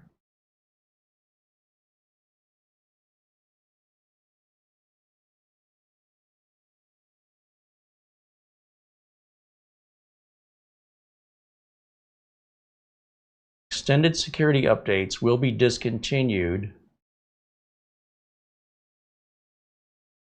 after a period of 60 days. This is what you're reading, but did any of you read this? Did any of you, is it me? Are we living in two different planets? This says this does not apply to Americans. Do you see where this applies to America? Consumers in the European Economic Area can enroll in one of these ways. So everything from this statement, see how this is all indented? That means it's related to this thing here. All these indents are to do with customers in the European Economic Area. This has no meaning to anybody in the United States. Is it me? Have you guys been meaning this is for European customers only? Because you certainly applied in the chat room that this was for everybody. And I didn't see this because I'm in the United States. This looks like Ireland. You live in a country and the rules in your country are different.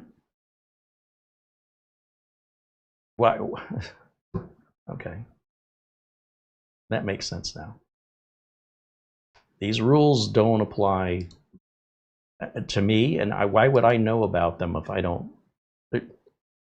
You have lots of laws in Ireland and in Canada that we don't have here. And we have laws here, like you're on your own for your own health care. You guys in Canada and Ireland, you have guaranteed healthcare. In fact, in France and Germany, every industrialized nation in the world guarantees healthcare for their citizens by law. The United States does not. All right, you guys have to remember we all don't live on the same country, and that there are going to be specific rules for where you live, and it's your responsibility to know what rules are in your country, or even in your county or your city. You might live in a homeowners association and you're not allowed to paint your house blue. I can paint my house blue all day long. So if you post, what do you think about not being able to paint your house blue? Like, what the hell are you talking about? I can paint my house blue all day long. That's a rule for you based on where you live. It doesn't affect us all. Does this make sense to everybody now? This is why I'm confused. And that's why you don't take the bait.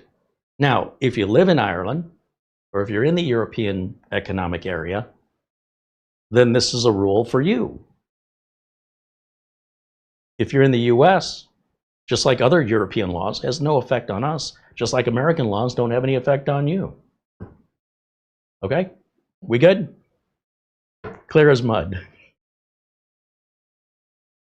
The world is not so simple.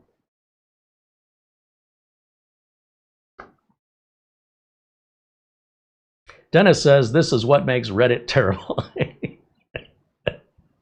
I don't know, somebody got it from Reddit.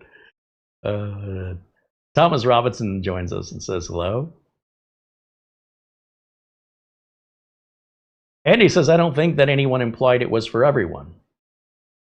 Well, what else did they imply? Like, so no one said you didn't steal it, Carey.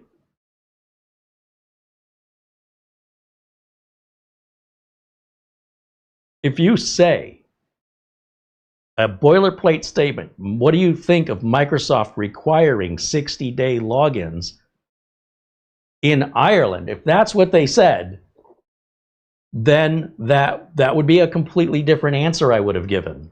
But because they did not specify a certain area of the world that it only applies to, it is inferred that they are referring to all of us. Why would you ask a guy in the United States what he thinks about a law in the European Union? I don't even know there was a law in the European Union in there, because no one told me. So of course they said it's for everyone by not otherwise saying it was for a certain region. And my guess is they really thought it was for everyone until I just pointed it out. Otherwise, they likely would have included it. Otherwise, it's inferred. It is an obvious inference to exactly that this applies to everyone. I can guarantee it. And if they had known when they wrote it, it was strictly for a certain part of the world, they would have included that. Failure to include it means that either they didn't know and they honestly thought it was for everyone, or they wanted us to believe it was for everyone. So I don't write that off as an excuse. I didn't misunderstand it. It was understood exactly the way it was written. And if you want to specify certain conditions, you have to specify certain conditions. You can't just think I can read your mind, can you? No, it's pretty clear to me. They did not know.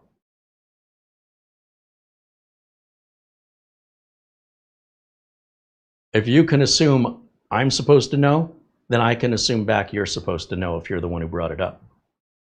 Fair's fair. If you don't like it,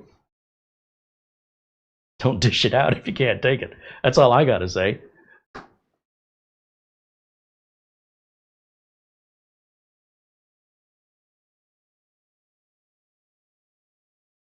Wild Soul said, Corey Man did say it was not in the US in chat. I don't know who originally asked the question. Do we remember who it was? But Corey Man posted several things. I don't think I saw them all. But I did not see where he said it wasn't in the US. I just saw that here's a copy from he copied it, and then he said that he copied it from Microsoft. I said where, and then the next thing I saw was a link. I didn't see any other. So I'm not saying he didn't say it. I didn't see it.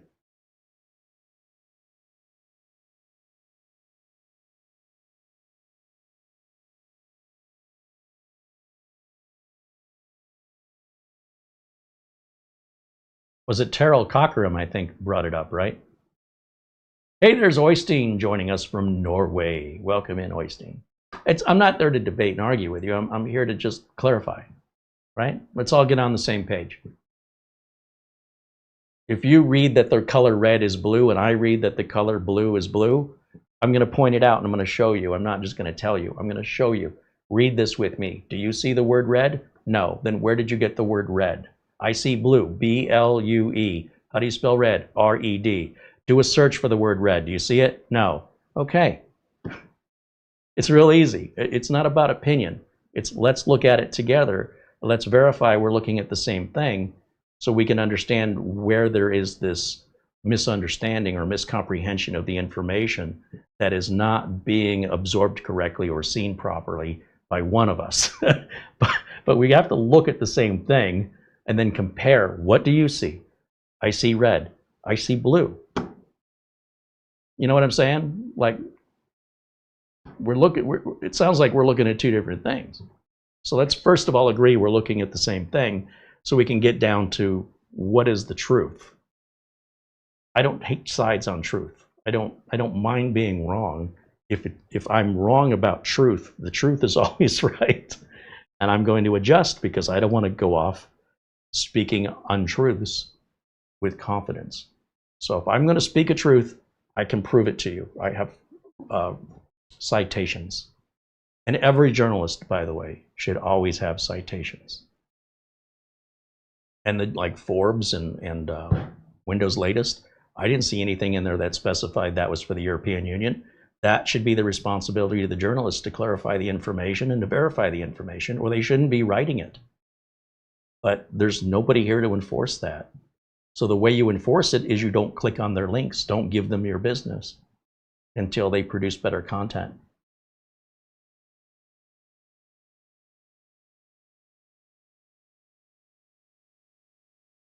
But if you guys keep clicking on it and you guys keep believing it, they're just going to keep giving it more and more, and this is going to get worse and worse.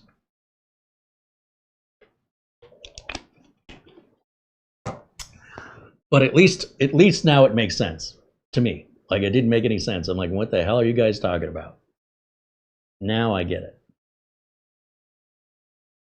Sure would have been nice if that were included in any of the articles, though. Shouldn't have had to work that hard. But, you know, it is what it is, and now we know.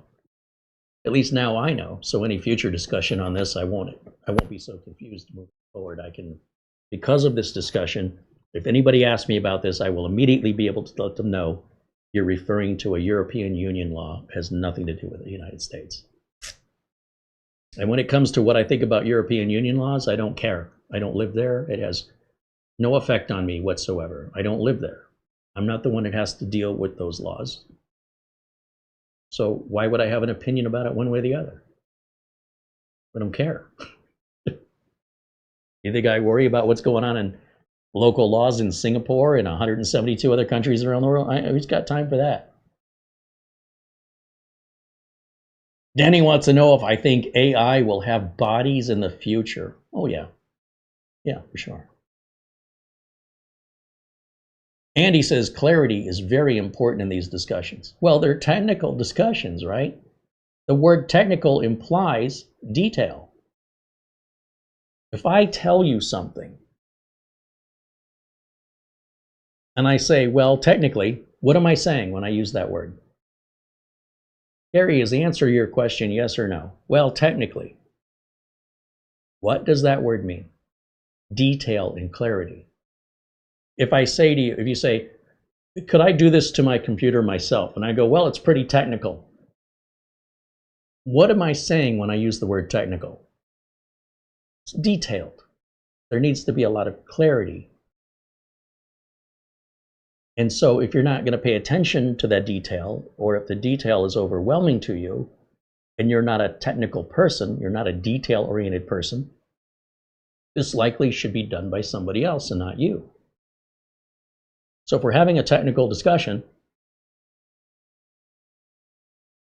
why else would the discussion not contain technical statements?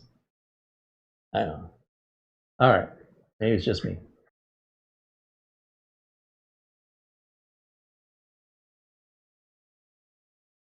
Mark Gaines said, what we have here is a failure to communicate. No, no, no. We're communicating just fine. We're having a failure to comprehend what's being communicated. The comprehension is wrong. When you read an article from Forbes or you read an article from Windows Latest, and they are miscomprehending the information provided by Microsoft, it is their duty as journalists, it is their responsibility in the world I grew up in to verify information before they publish it. So if I was you, I would leave a note over at Windows Latest, and I would leave a note over at Forbes and say, you guys really screwed the pooch on this article because you're talking about something that only applies to the European Union, and you're getting people all worked up and scared outside of the European Union. So get your facts straight or don't publish, or we're going to just stop using you as a trusted resource for our news, because if you did this and we're aware of it, what have you done in the past that we don't know that you have misinformed us? And in this case, it's on Forbes, it's on Windows Latest to make that clarification, and that clarification should be in bold. Why would they not do it? Because they didn't know, because they miscomprehended the information. And the way that you can verify your comprehension is correct is to look for a citation or an official source. That's how we got there. We didn't take anybody's word for it, even if that person comes from Microsoft. This is what I told you. If the person that they're talking to, they being Windows Latest, says, according to a note we received from Microsoft, Microsoft in Ireland sent you a note, or Microsoft in Washington? Who's the person you heard from at Microsoft? What division were they located in? Because where they live, what they told you is true. But where you live, what they told you is not true for where you live. And you're supposed to be the journalist. You're the one who's supposed to do the search, the digging, due diligence, and verify that the source you got your information from was accurate and complete. And so what was missing, apparently in the email, was it applied only to the European Union. And maybe the email said that, and the person who wrote the article didn't see it.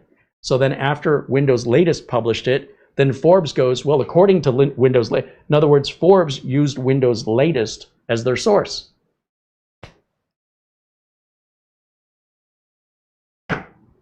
Okay, this is what's going on. This is getting worse. And I'm going to tell you right now, the minute you read future articles, because they're never going to stop, and they're warning you about something, beware, you should immediately not believe it until you see proof. Period. That's it. Stop taking the bait. It's too stressful. It's all a game of manipulation and a game of clickbait. And it's never going to stop. It's up to you as an individual clicking on things to understand what you're looking at, right? Even Forbes is a reputable news agency. They screwed up because they used another news agency that's not as reputable as their source. So they didn't do any due diligence. The source didn't do any due diligence. And when it comes down to actually the amount of time that we just spent finding it, the Forbes author and the Windows Latest author couldn't be bothered to spend 10, 20 minutes to just find it. Find it on Microsoft. And if you can't find it, it's not real. If Microsoft never made a statement about it, why would you publish an article if you can't quote the source? The source being Microsoft. And nowhere is anybody quoting any sources. They'll say a source from Microsoft said, quote, what source? From what Microsoft? The Microsoft over here, the Microsoft over there. What are you talking about? Show us the email. For all we know, the email did specify. We look up who the source is and we find out, oh, that's a PR agent over in the UK. Hey, maybe that has something to do with it. All right, beating a dead horse.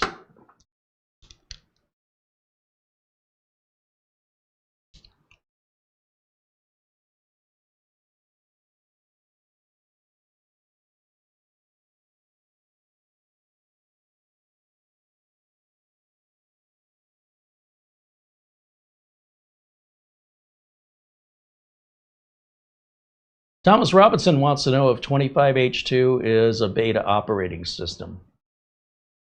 No, 25H2 was officially released on the 1st of October, and if you just type in download Windows 11 into Google, the first link that pops up is Microsoft.com. Let me show you. Let's go over here. A lot of these questions are, I appreciate your questions, and I want to show you how you can very easily, like if I'm not around and you're just curious, download Windows 11. I mistyped it, but even Google knew what I meant. Right here, it's going to Microsoft, Microsoft.com. We know we're at a real Microsoft website, not just because of the logo, but it's at .microsoft.com. That's real. So I click on that, and right up here, it says download Windows 11. What version of Windows 11? The current release. Can anybody read to me what that says, please? I've just highlighted it. Now, it doesn't say it's a beta release. It says it's a current release. It means it's not a beta. It's done. It's ready. Have at it. So you can use the Windows 11 Installation Assistant. You can create your own bootable media, or you can download the ISO image. And it's that easy to verify from the actual source, Microsoft.com.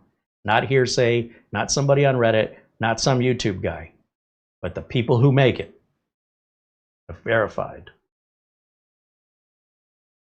There you go. Appreciate the question, and that is how you can easily find that answer with confidence, and you know 100% true. Right out of the horse's mouth, right there. Microsoft is now a horse.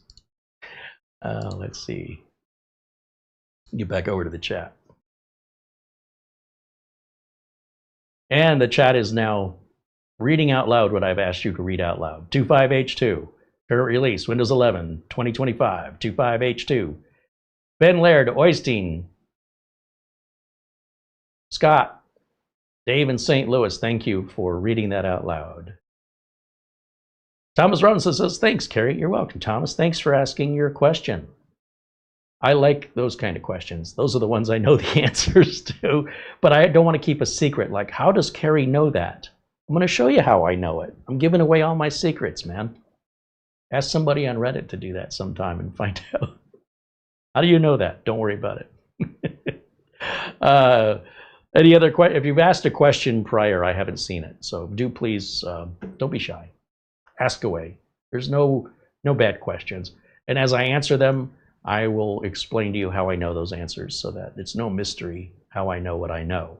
There's nothing I know that I hold back and I'm not willing to share. And I didn't invent any of it. I learned it from somewhere else. And the number one source that I go to is the source of whatever the subject is. If I don't or can't get to that source, then there may be a trusted resource. Somebody that I inherently trust as being accurate all the time. And while people are fallible and make mistakes, there are YouTube content creators that show how to fix cars that I wouldn't in a life of me ever consider replicating or thinking the information was useful.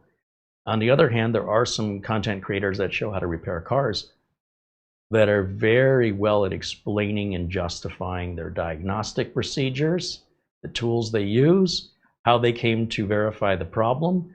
They show what they believe is the problem being repaired, and then they show the effect afterwards. And they make video after video following the same process. And if that person says, hey, in my opinion, don't buy this make or model of car used because they're really maintenance nightmares, I believe him. I believe that to be true. Because it's not like he's got any incentive or she's got any incentive to, you know, go after a car manufacturer. I mean, if I'm working on computers and I see a bunch of Dells coming in, I'm going to tell you, I see more Dells than anything. So if I'm recommending a computer, and I'm just making this up, I don't actually see more Dells. But if I did, I would let you know. I'm just telling you, there's got to be more of something that I see, right? There must be. Doesn't matter what industry you're in. At some point, there's some manufacturer you deal with in a negative way more than others that sets them apart. Now, it's what we call anecdotal, but it depends on the scale. When I worked at Best Buy and we were selling Packard Bell computers back in the day, you know, they're something else. They still sell Packard Bell in Europe, not in America. They were bankrupt years ago. But I said to the manager, I said, why are we selling these computers? What do you mean? Well, we get more of these in for repair than any other brand. Like, they're far and away returned more often.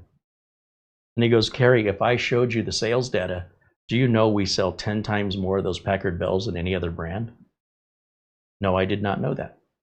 Okay, so if we sell 10 times more, doesn't it make sense that you're going to get back percentage-wise? If you're getting back 5% of every compact or gateway computer comes back for a return or a repair, 5% of 100 computers is 5 computers, right? And if we sell 10 times more than that, if we sell 1,000 Packard Bells in the same period of time, and 5% of those come back, it's going to leave you with the impression that Packard Bells are built worse, right? Yeah, I suppose that's true. Okay, and get back to work. That's how I know. All right.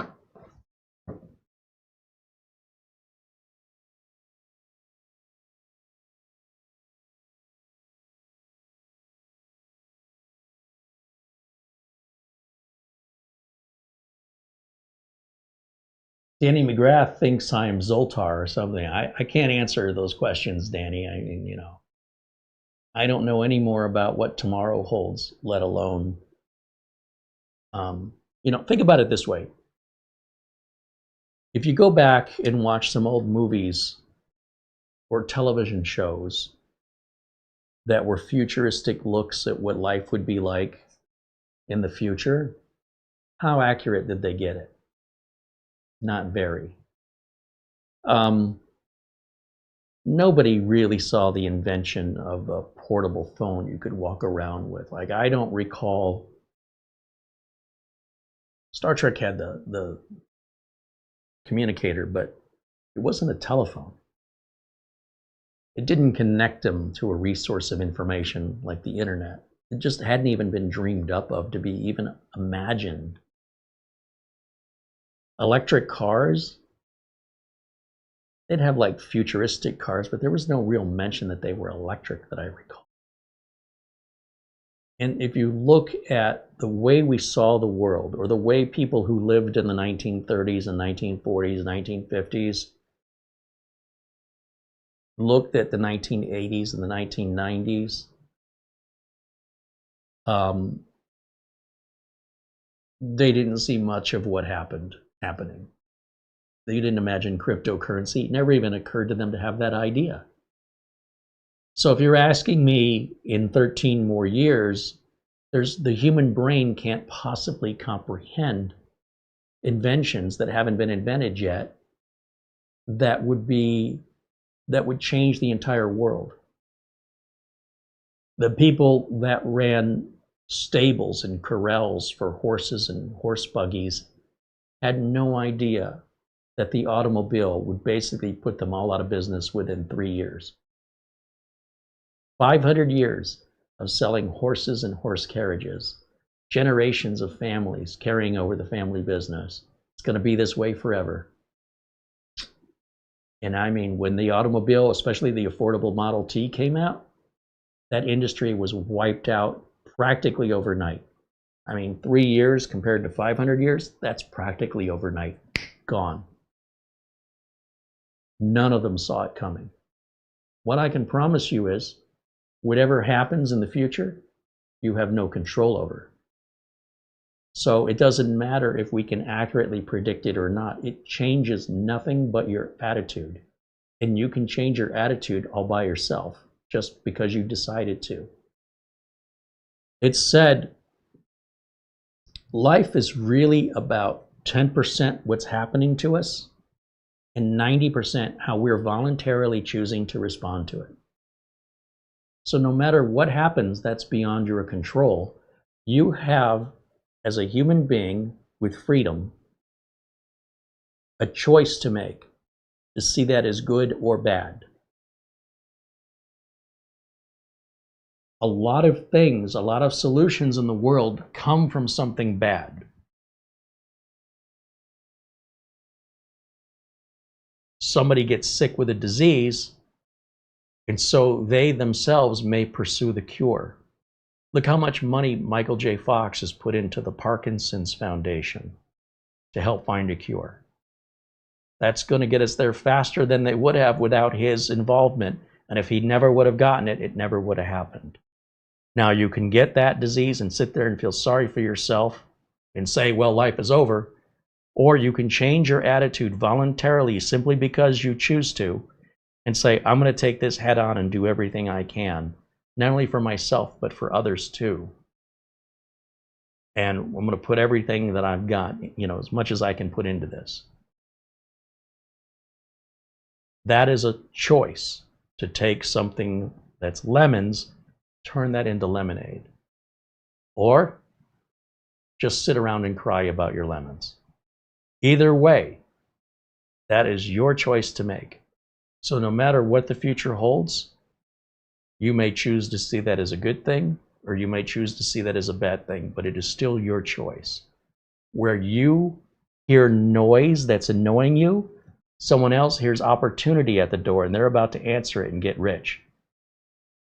You're complaining about the noise, they're excited someone's at the door, this is my chance. Each of you make that decision every morning when you get up. Am I going to be in a good mood today, or am I going to be in a bad mood? And if you're in a bad mood, do you like being in a bad mood? No. Then stop. I cannot put you in a good mood. I can't reach my head in your brain and let me get my screwdriver out and change your mood dial. You can. And I'm not saying it's easy, but the more you do it, the better you'll get. And then you'll realize your happiness or unhappiness has nothing to do with the government. It has nothing to do with the government, with Microsoft or corporation decisions. It's up to you and how you choose to handle that information. You want to handle it negative? That's a voluntary choice. You want to handle it positive? That's also the same voluntary choice that takes exactly the same amount of effort and energy up in your head. So why do some people always see everything bad and negative? They've just made a habit. How did they make the habit? They just did it all the time and they don't even realize they're doing it. So now realize you're doing it, become self-aware, say, okay, I don't want to be like that anymore. I want to be positive. I'm going to make an effort to be positive. Keep on yourself until that becomes a habit and you don't think about it. That's how habits are formed. Good ones and bad ones. Your choices. You're not a victim of your own choices. You've selected them. There's no way you can be a victim. You had control of it the whole time. So you can't be a victim of yourself. That doesn't even make any sense. All right? Best advice I can give you. Attitude means everything. And it can change the way the world appears to you as being bad or being good. When something is down, that's often where invention and ingenuity take place. When Richard Branson got a flight canceled and was told there was no way he could get to his destination until tomorrow, that sucks. Boo-hoo, I guess I'm going to just get a hotel and give up and wave a white flag. Nothing I can do. That's what 99% of the sheeple will do. Oh well. But then Richard Branson says, well, I got nothing else going on. Let me walk around the airport and see if I can charter a plane and get me to where I want to go. How much is it? Finds a place in the airport. It's not like he has to walk too far. Goes to a different gate. This place charters planes. He goes, what would it cost me to charter a plane tonight to get from here to where my original destination was before my other flight was missed? And they give him a price. And he says, well, how many people can that plane fit? They tell him how many people. He goes back to the gate with all the other previous passengers that were on the commercial flight that's been canceled. And he says, would anybody want to get to our destination tonight? Because if so, it's going to cost $20,000 to charter this plane, whatever it costs, and it can take 20 people. So is there would everybody be, is there 20 people here that was on this commercial flight willing to pay $1,000 each and get home tonight? And thus, Virgin Airlines was born. And now it's a big corporate commercial company. That never would have happened.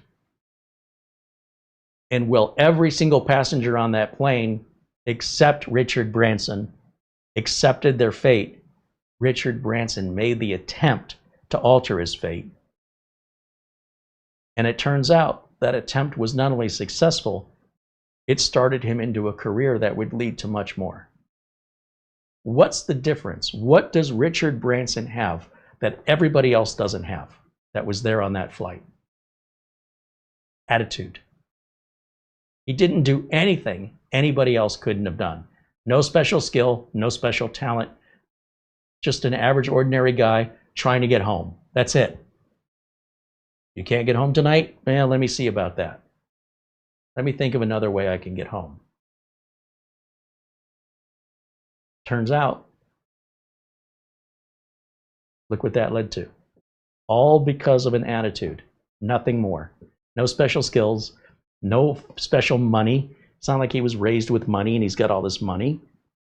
It's just like everybody else at that time. He couldn't afford to charter the plane by himself. It required other people that would be willing to do it.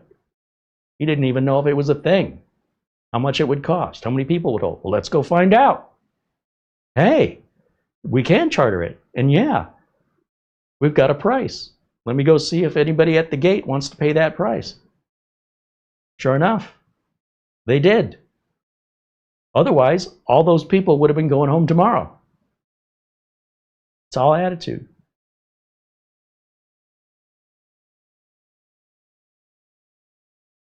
Sort of like, woe is me, I have a problem. Versus, hey, I want to tackle this. I want to figure this out. This is an obstacle, like an obstacle wall. You see people climb for fun, only this is real. I have an issue in my life. But instead of feeling sorry for myself, find a way to work on that. And just because you work on it doesn't mean you're going to be successful. I'm not telling you you're going to guarantee to have that outcome. I can guarantee you won't if you don't try, though. That's very much set in stone. And you know, if your first attempt fails, okay, try something else. If that attempt fails, try something else. They asked Thomas Edison as he was trying to create a light bulb.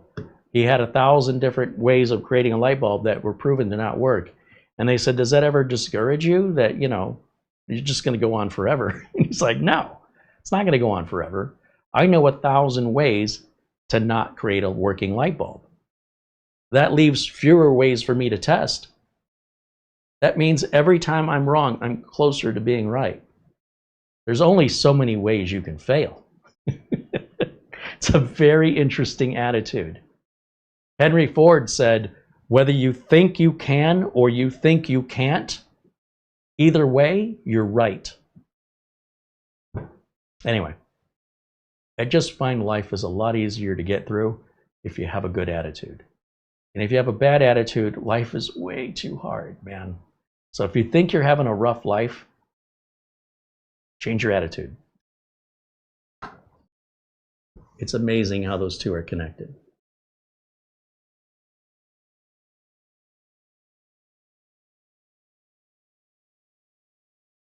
Denny said, do you have an opinion of AI companions? No.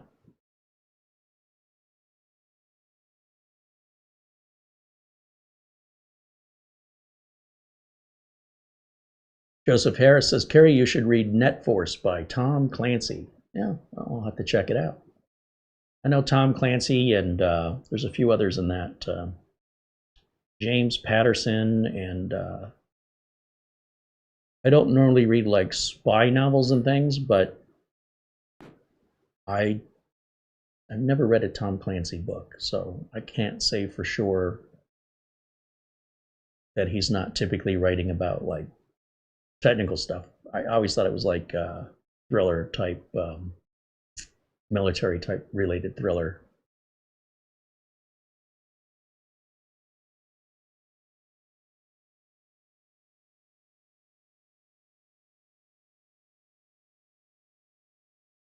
Andy says the power of positive thinking. I guess, I mean, it's an overly simplistic way of saying you're responsible for the quality of your own life. And if you're depressed, get off your ass and make some changes. So people go, well, I'm fat and I should diet and exercise more, but I don't want to diet or exercise more. Even though that'll make them feel better. In their head, they've already decided, that sounds terrible. So I'll just sit here and be depressed because that's easier. Well, then I don't feel sorry for you. Because if that's how you feel and you already know the solution and you will not take your medicine and you're laying there going, but I'm sick. You know your medicine, you have it, take it. I don't like it. Yeah, but you're going to like the end result. If you're not willing to make the sacrifice, why do you expect a reward? You just want rewards without sacrifice? Then they're meaningless. They're completely empty. They only mean something if you're willing to give something up. I don't want to give anything up. I just want everything. Otherwise, I'm depressed. And you're going to stay that way for the rest of your life until your attitude changes, young man.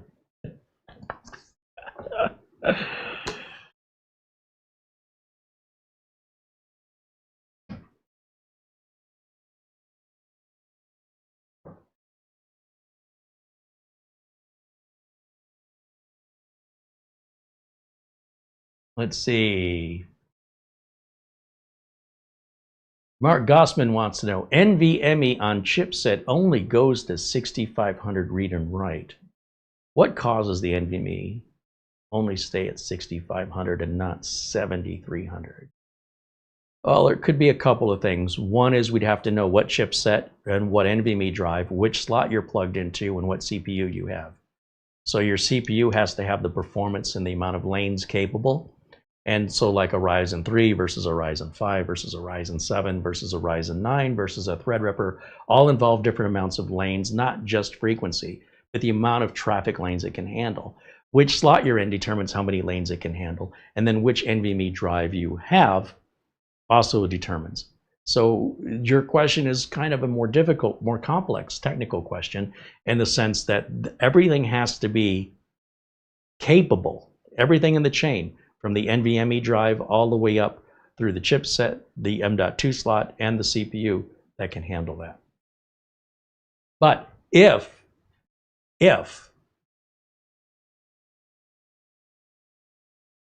you tell me what your motherboard is, what your CPU is, and what the make and model of your NVMe drive is, and which NVMe M.2 slot you're using, I might be able to help you more. Or you could just simply move your NVMe drive around different M.2 slots. You probably have more than one. And just verify if they're all running at the same speed or not. Mark says he's got an ASRock 870E Nova. Oh, it's a good board. Has no shared lanes. It'd be cool if you can check out the board.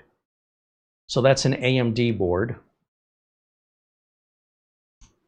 We have, I mean, I'm not going to go buy a motherboard and a chip and RAM and a cooler and a storage drive and a power supply and a case so I can answer your question. I mean, if you want to buy all that, but we don't have the budget for it. But we might have an 870E here somewhere. I'm kind of looking around the room to see if I can put something up on the bench. What is the make and model of NVMe drive you've got in there?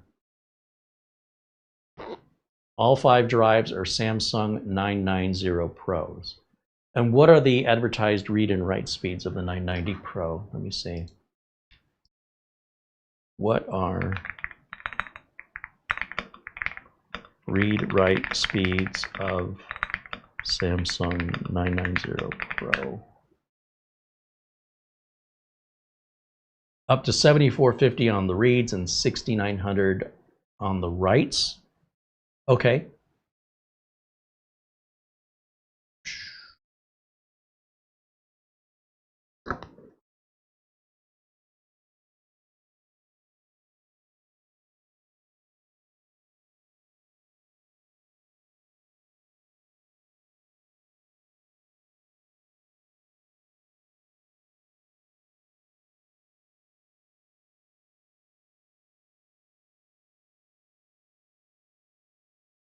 Some of these slots, they share channels with other slots. So if I were you, I would remove all but one of your drives. Just have one NVMe drive. Run your tests and see if that NVMe drive runs at 7400 with all the other ones removed. If it's still running in the 6000s, move it to another slot. Still just having one NVMe drive. Move it to a different slot. And do that to every single slot individually, just to see if one NVMe drive is having an impact on other NVMe drives, because they're all sharing. I promise you, if you've got 5 of them, you do not have 4 dedicated lanes to all 5 at the same time. Not unless you have a Threadripper. It ain't happening. So something else is going on there. The number of drives you have is concerning and likely the cause of the problem. If I had to guess, that's where I would start.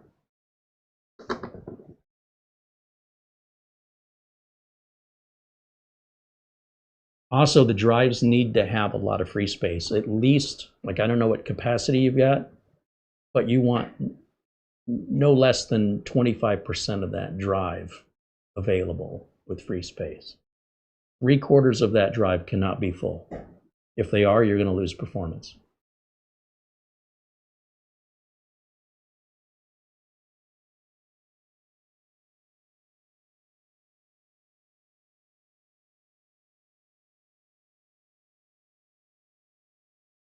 I'm looking at a Reddit article here where somebody is reporting their Samsung 990 is slower than their Western Digital Black SN850X.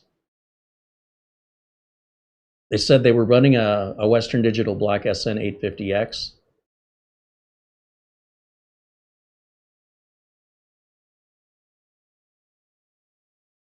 And they upgraded to the 990 Pro.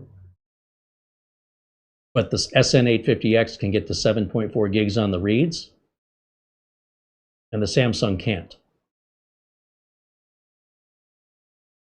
Says he's very upset with Samsung right now.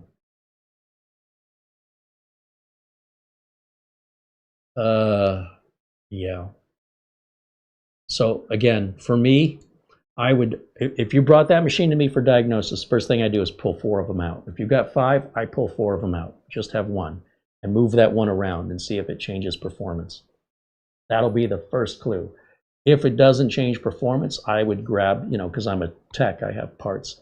I'd grab a Western Digital and slap it in there, a Western Digital Black, specifically the SN850, or even the Feijing S880 if I was on a budget, just for testing, just throw it in there. Then I could determine if it's the Samsung drive or if it's the motherboard. And make sure your Samsung drive has the latest firmware, make sure your motherboard has the latest BIOS, and make sure you have the latest AMD Adrenalin driver, the AMD chipset driver installed. Otherwise, you're not going to see peak performance without those. So hopefully that sets you on the path.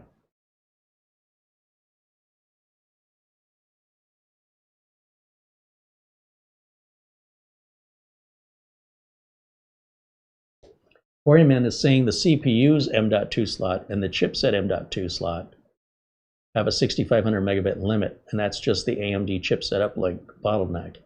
Only the CPU connected M.2 slot can show the full 7300. So that'll be the M.2 slot right below your CPU. Mark Gossman says, maybe I misunderstood the manual. Well, it could still be Gen 4, right? The manual might say this is a Gen 4. That doesn't necessarily mean the full bandwidth of that Gen 4 is going to be available at all times to all drives that are capable. It may be sharing the bandwidth. And so there's usually like fine print or an asterisk that says, depending on which CPU you have, there's so many variables depending on the NVMe drive. What I prefer to do, rather than go to manuals, is I prefer to just go through the process on the bench and see what my results are. I find that to be faster and clearer for me. That's how I learn.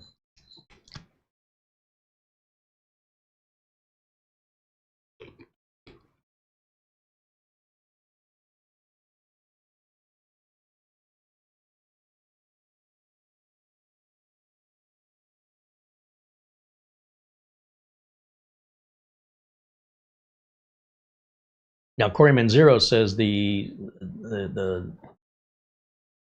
M.2 slot next to the CPU supports Gen 5x4.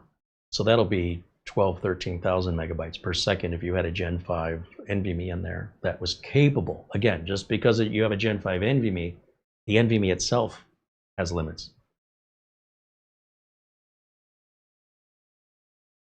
He says M.2 number 2, M.2 number 3, and 4 are linked via the chipset, and they run at PCI Gen 4x4 each.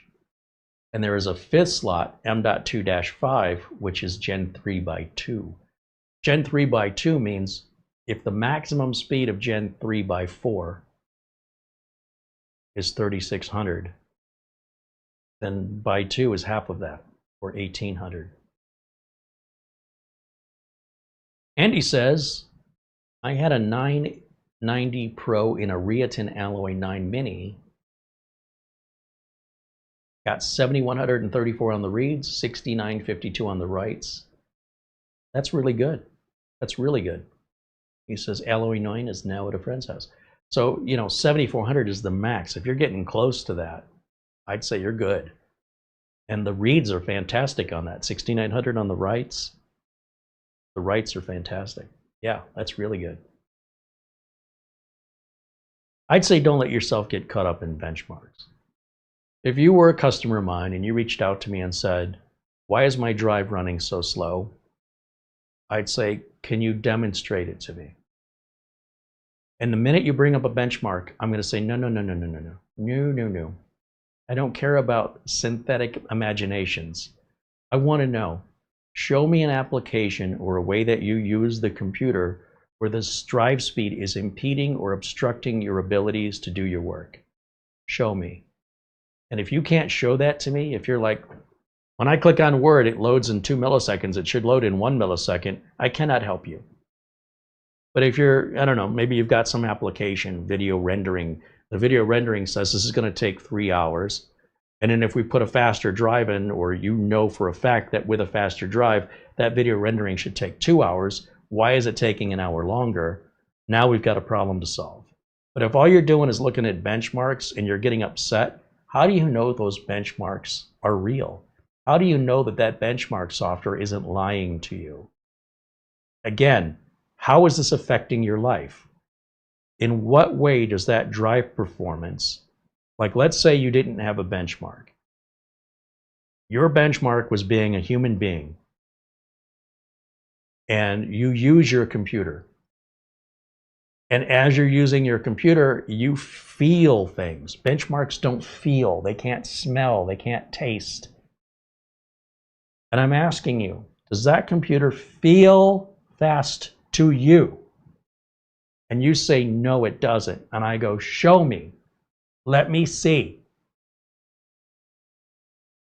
Now, if you're going to tell me, look, I had to wait 8 seconds for this. I normally only have to wait 6 seconds. I think you're a very difficult person to please. I don't think I want you as a customer if you're going to make a big deal over 2 seconds. That's not important to me. I have real problems to deal with. On the other hand, you might have a very legit thing like, look how long this is taking forever. And maybe forever is really like 30 seconds. Maybe it's 20 seconds. Okay, what does it normally take? What are you comparing it to? If what you're doing is you're looking at a benchmark number and you go, well, I read a website. No, stop. No. I'm asking, what is the problem you are having? Demonstrate it. And demonstrate it without a benchmark. I want to actually see you using the computer and what it is that the computer is doing unacceptably. Show it to me. then I can fix it for you, or we can get to the fix. But if all you're doing is playing a game of comparison with looking at benchmark numbers, what this person said and what that person said, I have no interest in that game. Benchmarks do not alter my emotional state. Because first of all, you should not believe them 100%. They're there for information, but if that information is making you upset, stop using benchmarks. You should be upset by real world things that affect you, such as, why is my computer taking so long? That's something to be upset about. But not, why is my benchmark showing me a different number than what I'm expecting? Who cares? Why would you upset yourself over information that is extraneous and unnecessary? You're solving a problem you don't have. But if you are actually having an issue and you can demonstrate what the issue is, I can absolutely 100% help you with that. So we're clear, just so we're clear. Chasing benchmarks is just, it's a game for fools or people with a lot of money. I don't have time for it in my business, and customers don't pay me for benchmarks.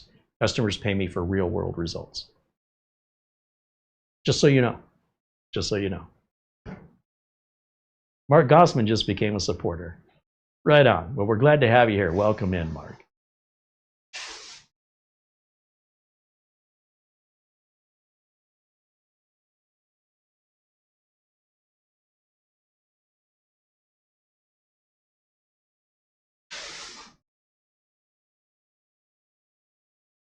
Joseph Harris says, I have an MP700 Pro, 2 terabyte solid state drive, runs great. I've got no issues. In fact, it runs at 12,400.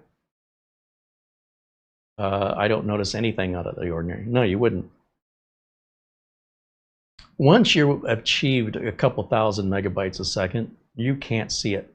You just can't see it. Because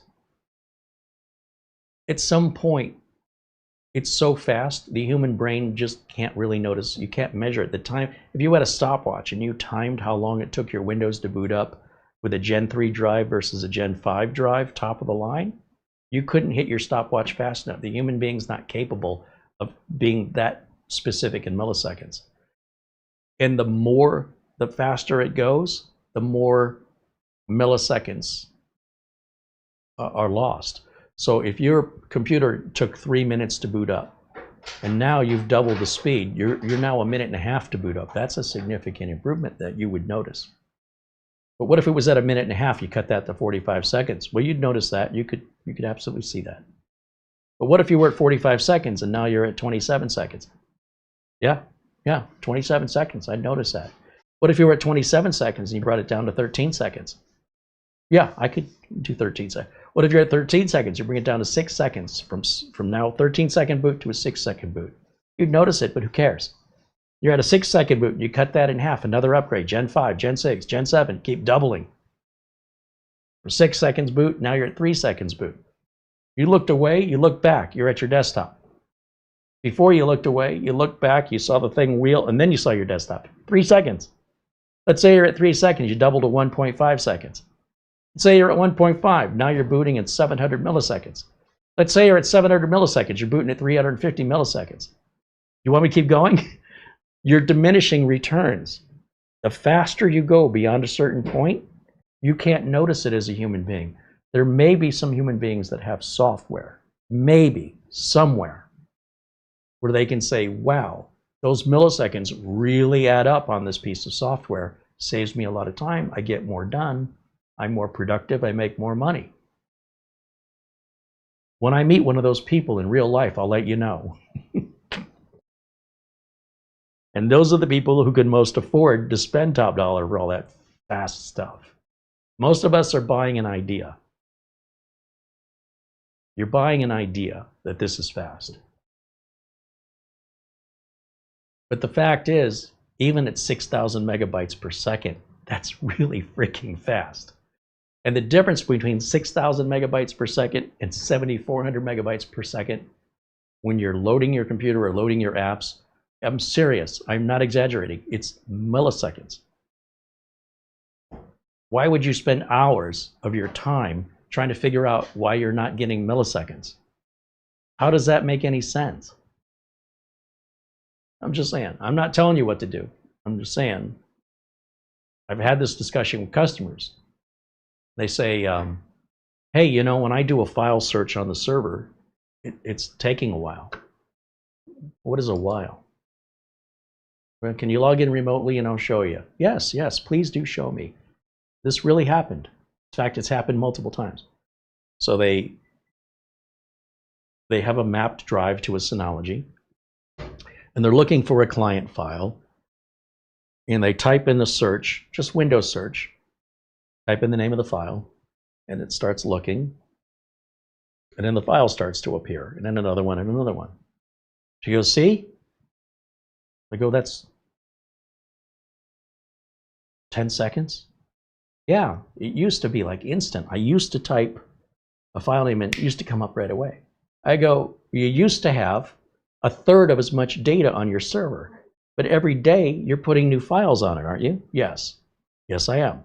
Okay, so the amount of data you used to have was this much, and you had to search through a pile this big. Now your data is this big, and now your search takes 3 times longer because it's got to look through 3 times more data, right? Oh, I didn't think of that. Yeah, okay, so here's what we can do to solve this problem. We can get you a program like Copernic, and we can pay for a license on every computer, let it run and index everything, and then you can have your indexing, you know, your searches be instantly quick. That's going to cost a certain amount of licensing money per machine, and then we have to let it run and build the index. After that, everything will be quick again. Or we can upgrade the entire office to 2.5 gig networking, replace the server with one with a more powerful processor, more RAM, make sure the networking switches are 2.5 gig, make sure that every computer is upgraded to 2.5 gig, make sure the wiring supports 2.5 gig, which I'm sure it will. I don't think we have to redo any wiring, and upgrade any network cards in any of the existing PCs to 2.5 gig, and that'll go 1.5 times faster than what you have now. Well, 2.5 times faster, if the server can keep up. So the cost of the server is, let's say we reuse your drives, or we could go to NVMe drives and go to like a $2,000 QNAP that takes, let's say, 5 NVMe drives, like the one we just had on the show. And that's got 2.5 already in it. So we go 2.5, then we have to replace all the switches to 2.5 gig. And then we make sure we visit every desktop. If they don't already have 2.5 gig built in, we have to add 2.5 gig to them. Then we take everything and transfer it off of the old server onto the new server. And we're probably looking at a total cost of parts and labor of around $4,000. And that'll get you back your 4 seconds. Oh, you don't want to spend $4,000 for that. Okay, so is it really that slow? Is it really taking that long? And by the way, it's only going to take longer. Ask me the same question next year.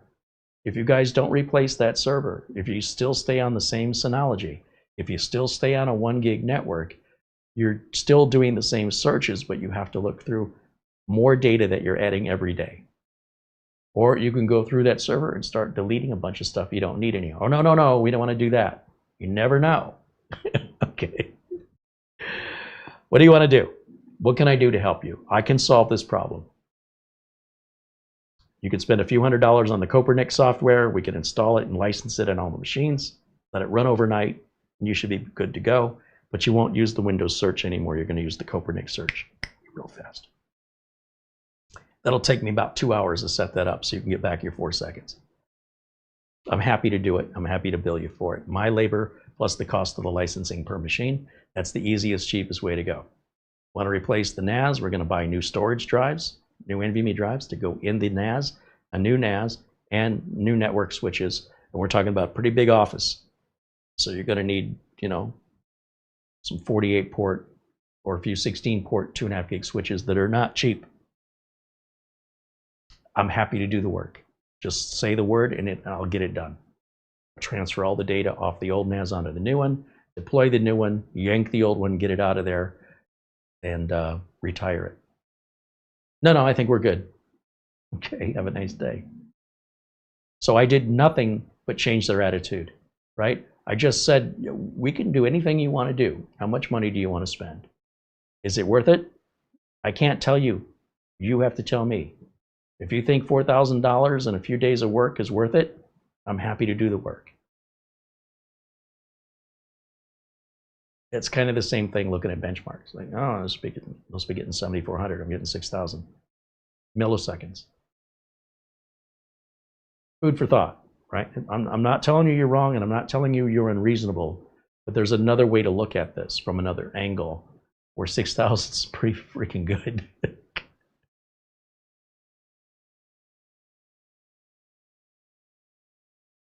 Dave Leonard said it's in the 80s again and sunny in southern New Hampshire. Thought you were referring to the decade, the 80s. I wouldn't mind being in the 80s again. Groovy. Groovy? Roadie. To the max.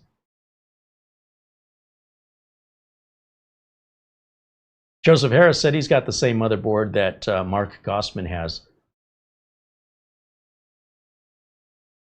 Joseph Harris said he just updated his BIOS today to version 3.50.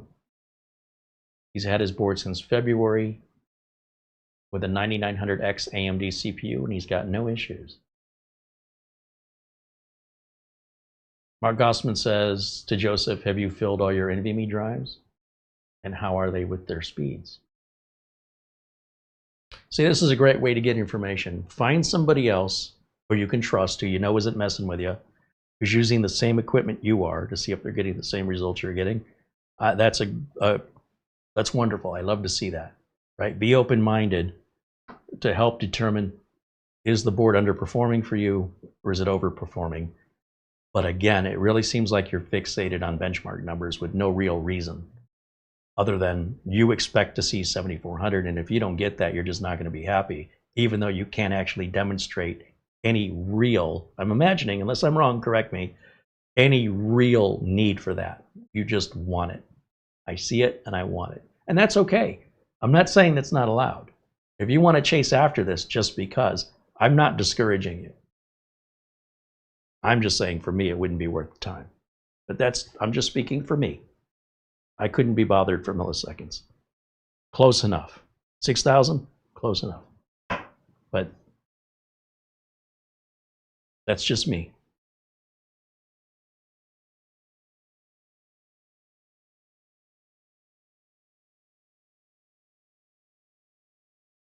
And Mark says, yeah, he's just playing around. It's more of just poking and curious.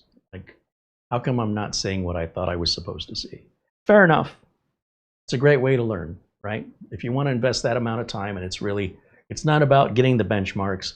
It's about the education of understanding why you're getting the result. And you feel that that education is worth that investment of your time. Wonderful. That's great. You know, you might want a 2.5 gig network. You might want a 2.5 gig internet connection. And I'm like, well, what are you using your internet for? And you're like, I play movies and watch TV. How many people live with you? None. So you know your bill's going to go up every month. Uh-huh. You got to buy a new modem. Uh-huh. And your computer, does it have a 2.5 gig? Uh-uh. Is your switch 2.5 gig? No. So you're going to buy a network card. Yeah, they're cheap. Yeah, okay. You're going to put a network card in 2.5 gig. Uh-huh. You're going to plug that in directly to the back of the modem since your switch is only a gig. Uh-huh. Why? Because I want it. Okay. All right. I guess customers don't do that. Like, I laugh because I wish that was the way I got business. I wish people called me and said, I just want something, because it's never happened. When customers are paying me for my time, it's because they have an actual problem they need resolved. And that problem is costing them money, and it's cheaper to pay me to get in there and fix it than for them to spend however long they're going to need to figure it out on their own. Just get Carey in here, get it done, and let's get back to work. So in my world that I live in two worlds. I have the world of being a real computer tech, and then I have the world of the internet where there are home users, and they're very different. They're so different. And I still can't get used to it, because when customers call me with problems like the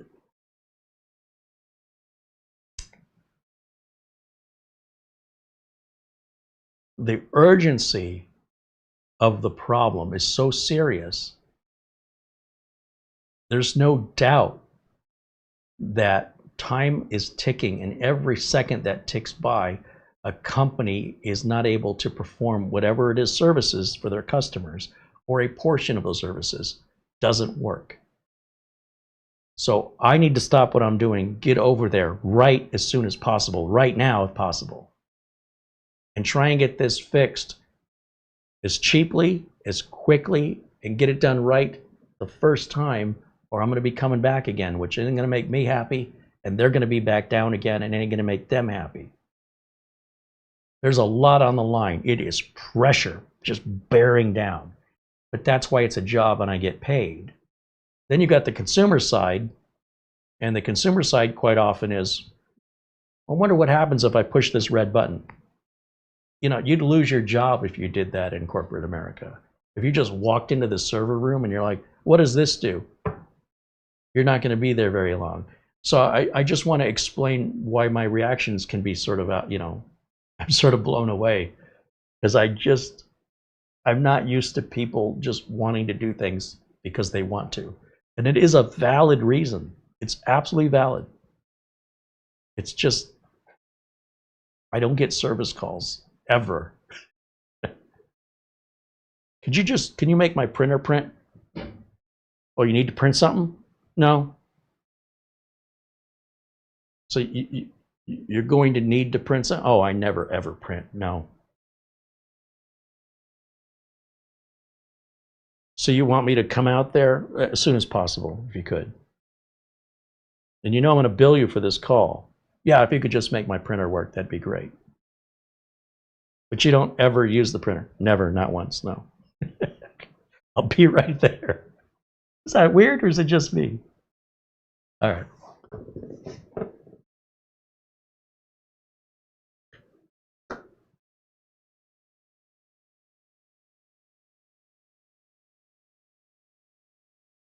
AC's Drafting says, Carey, I might have some content for you.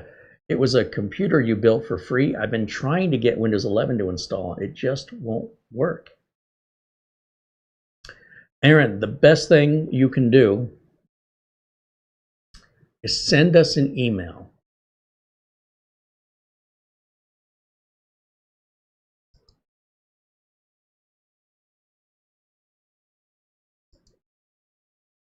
And what I'd like you to do is tell me the make and model of motherboard. You know, is it a Gigabyte H370? I don't know. Tell me the processor it has. And tell me what the steps are that you've taken and what results you're getting. Let's start there. And then, because this is going to be, I can tell already, we're going to need to go back and forth. And we're happy to do that in email, because I need to get a bunch of information from you, to specifics, to figure out exactly what you're working with. I built a lot of computers. I have no idea which one of my computers you're on, and I probably won't remember it. But when I understand the specs, I will remember having built one with those specs, because I probably built many of them. And then I'll be a little bit more familiar with what you're looking at. Even potentially connecting remotely to it to help you if you're willing. And you know, I do that free. I'm not going to charge you for it. But I can promise you we'll get to the bottom of it for sure. And if you know how to check your BIOS version, including that would be great, but it's not required. But if you know how to do that, you know, run CPU-Z or just look in the BIOS, so I know what version of BIOS that motherboard is on. So that could be a problem too. So make, model of board, and what CPU, if you can get the BIOS version, what BIOS version you're on, and what steps you've taken with what results. Let's start with that, and then we'll just go back and forth in email, and we'll figure it out together. All good.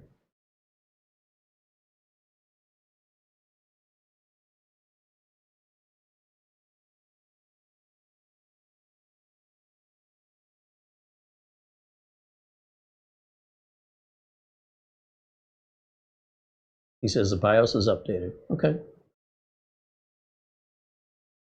And the TPM module, or the platform trust technology, that's turned on in the BIOS? I mean, I'm assuming this is an Intel-based board, not AMD.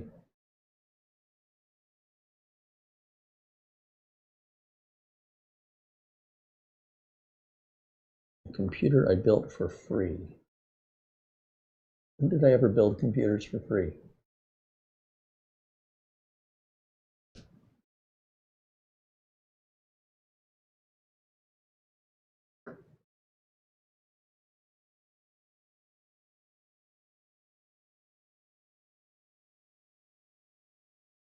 I assume you're trying to do a Windows 10 to 11 upgrade. You're not trying to do a clean install of Windows 11, are you?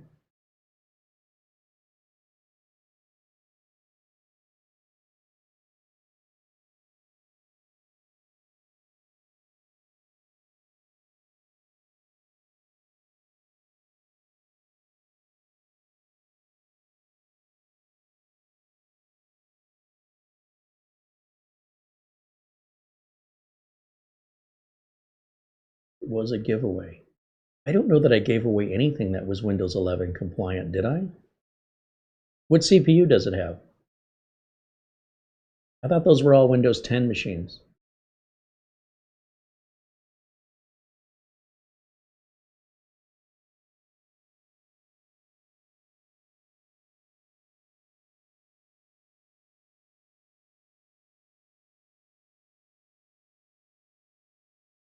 Unless it was a mini PC. I've given some of those away that are Windows 11, but I don't recall building one that I gave away that's compatible with Windows 11. Doesn't mean I didn't. I just don't remember. Of course, I don't remember much these days.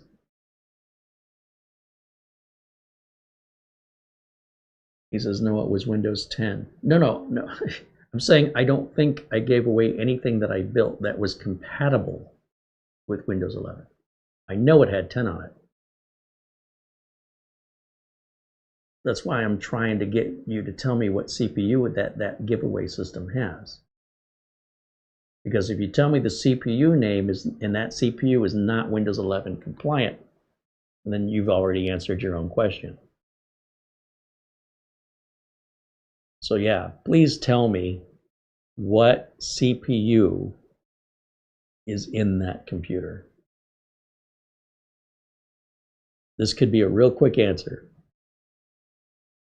I'm waiting on AC's drafting. We have a delay, like when I talk, especially in 4K, broadcasting worldwide, there's about a 30 to 60 second delay after I talk before you hear me. So I have to stall.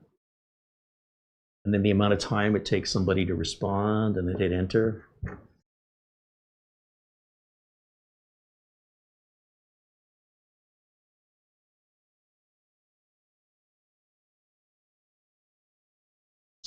So again, I don't care about the motherboard. What CPU is on the motherboard? What is the CPU? He's getting there. I'll be patient.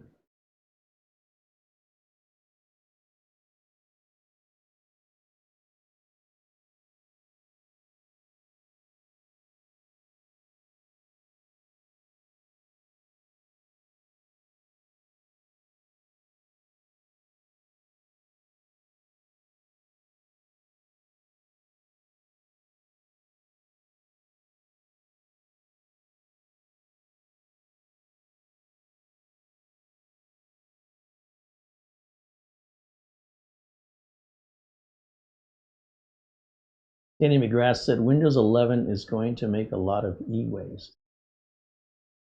So this is something I don't understand.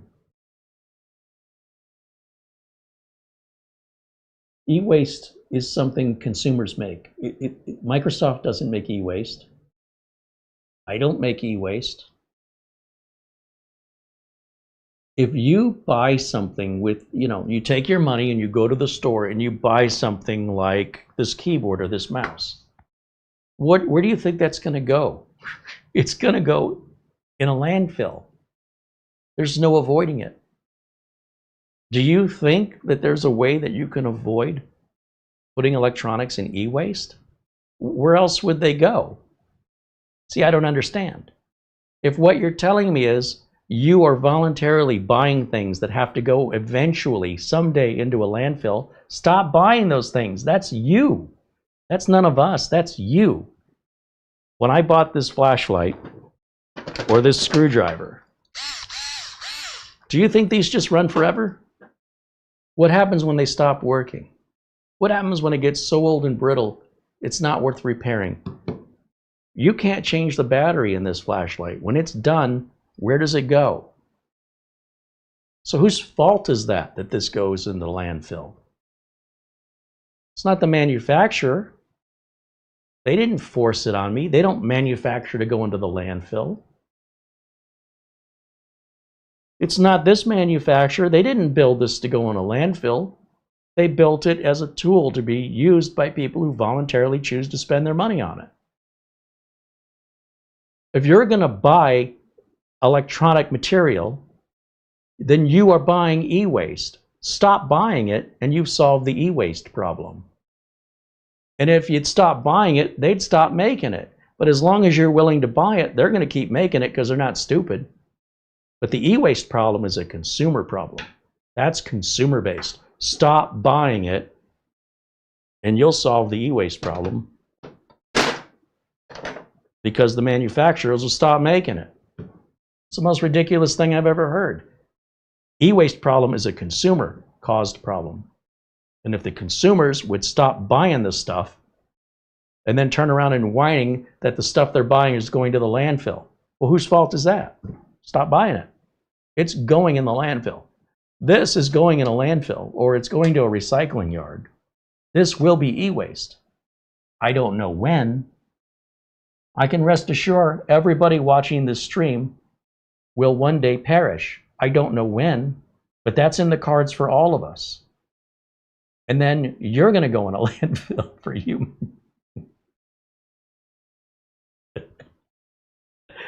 Welcome to life. That's how it works. Nothing lasts forever. Spend your money wisely. And if you want to avoid any sort of e-waste, take it to a recycler so it gets a second life. That's on you. Nobody else can do that. If you really cared, you'd do it. Don't worry about what other people do. You start with you, lead by example. Don't worry about what other people are doing. It's none of your business. Landfill is happy to take it, by the way. They make a lot of money. You're going to pay once to buy it, and you're going to pay again to get rid of it. It's like owning a boat. You're going to be happy twice.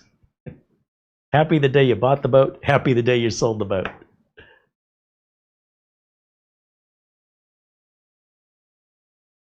Martin says consumers are buying the drones in the Ukraine. Yeah. Would a suicidal drone that goes in a war to attack an enemy and explodes on impact, or the missiles that fly across in a war, is that all e-waste too? I don't know, man. It's really weird. All this stuff I bought voluntarily with my hard-earned money is Microsoft's fault. Is it? Okay. Danny says, what I mean is there are 230 million PCs with Windows 10 now, and they're going to have to upgrade to Windows 10. No, they aren't. Why? Or what, Danny? Or what? We used to ask this question in the 80s. Somebody would say something to us, and they had no authority and had no clue what they were talking about. You just look at them and go, or what? Make me. You better move. What if I don't? This is a very Gen X attitude. Nobody, and I mean nobody, is required to go to Windows 11. Absolutely false. You are not. You may choose to, and you may also choose not to. That's it. That's it. What happens if somebody chooses not to upgrade to Windows 10? What happens? Are the police going to come over and arrest them?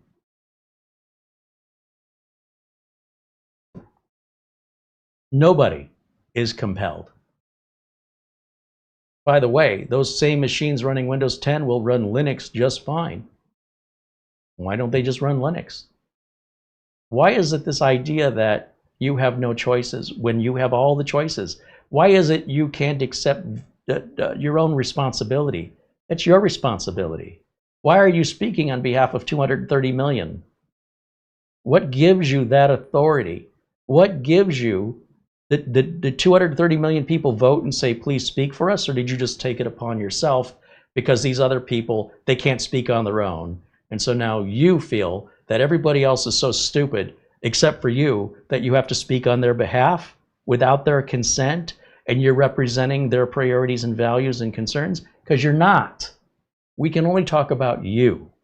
The only thing that you can really speak for on behalf of anybody is yourself, unless you have a position of authority or official capacity that other people have agreed to allow you. You've just taken something that's not yours, which is other people's problems.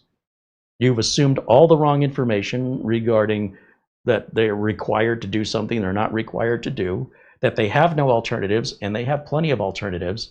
And you've given zero consideration to 230 million people under this idea that whatever you think is what everybody else thinks. I might be the first person to ever tell you this, but there's very few people who think like that. But birds of a feather actually kind of flock together. So you may find other people in forums who think like you do, and then make this assumption that that represents the majority of people. Everybody knows. Everybody, the bulk amount of people that own a computer, they know you're not going to have that computer forever. They already know this. They knew it the day they bought it. This is not a surprise. Oh, wait a minute, you mean computers don't last forever? So why would you expect it to last forever when that's never been a precedent ever set? It doesn't make any sense. Why would you assume people have to upgrade to Windows 11? They don't have to. They choose to. People don't have to run Windows. They choose to run Windows. You can go buy an Apple. Is your cell phone 10 years old, or has this been e-waste for you too, but you choose to look the other way for this? Does anybody here use a cell phone that's 10 years old? Because Windows 10 is 10 years old. Who here in the chat room uses a cellular phone that is 10 years old?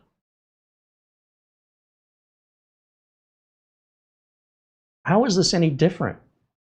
Why is there like an outrage for a computer that isn't for a phone? How long do you think an Apple computer will last you? It ain't going to be 10 years. Apple cuts it off, but that's okay. Android isn't going to work on certain phones. They're just not going to work. Then what? Is it going to be 10 years? Probably not. We're already on 10 years on Windows 10.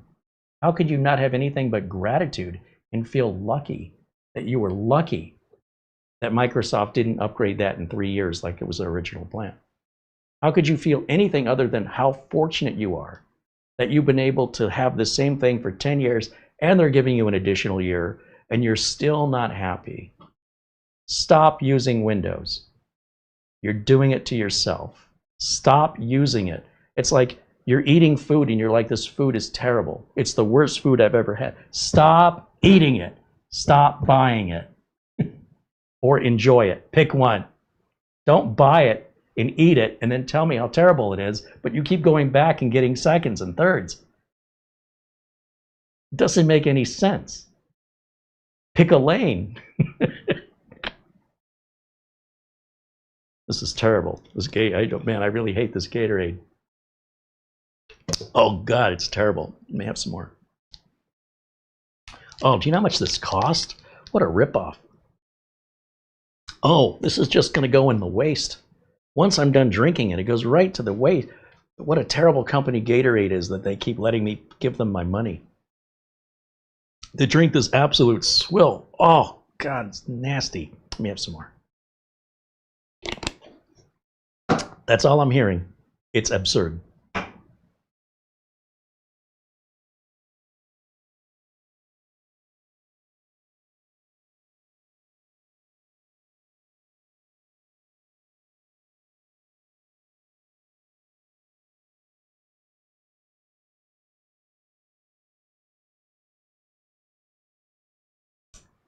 Zelda Maniac experience shows 80% of people will just throw it away.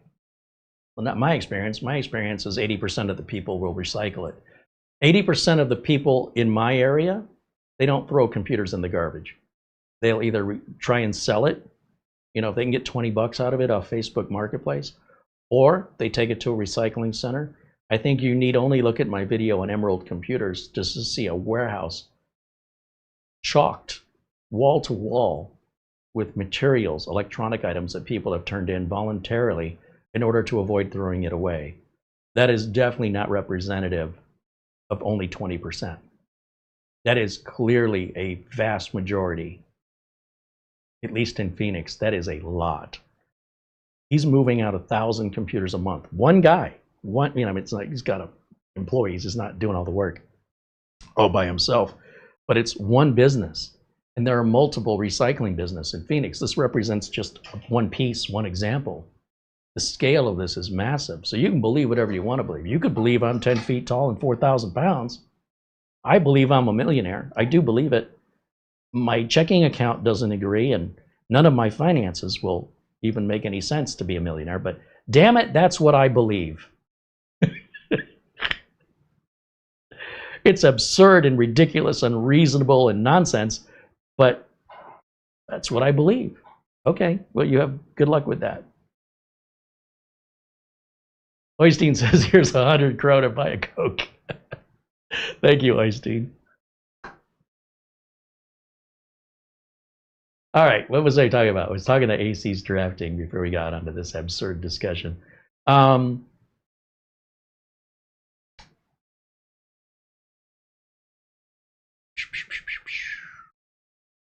AC's drafting says the processor is an Intel i5 9400 and the motherboard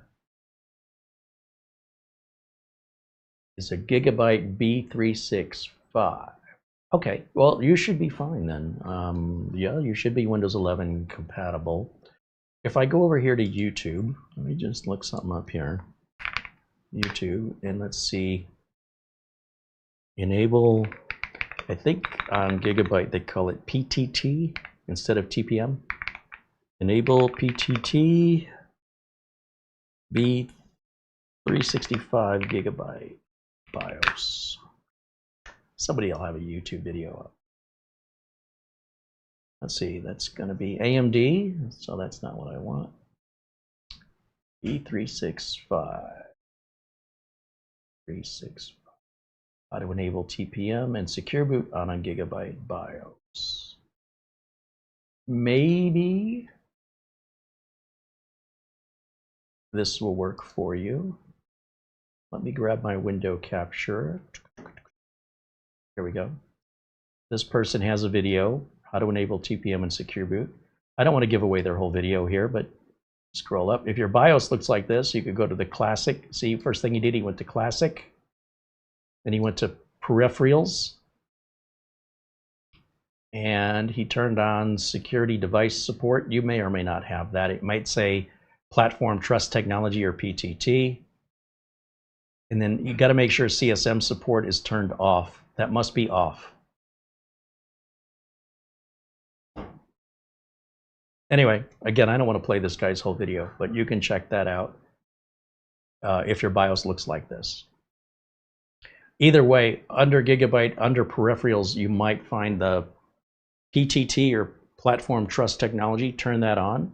Make sure CSM support is disabled. That'll be under the main BIOS section. Compatibility support mode is not supported in Windows 11 because you need UEFI, and you can't have UEFI and CSM at the same time. It's one or the other. That may be the answer you're looking for. Could it be that simple? It could be. It could happen. Let me know.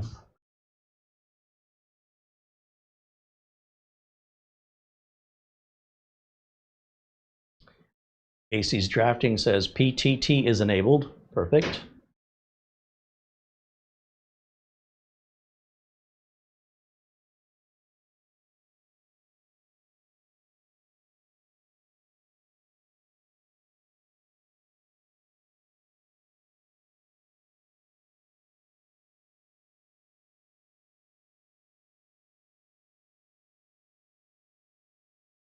And AC's drafting says check and check. So does that mean CSM is disabled? Then my other question would be, what Windows installer are you using? Did you download Windows 11 25H2 from Microsoft and use Rufus to create a bootable media? And have you tried to use a different media or a different USB port or create a new installer just to make sure none of your files are corrupt?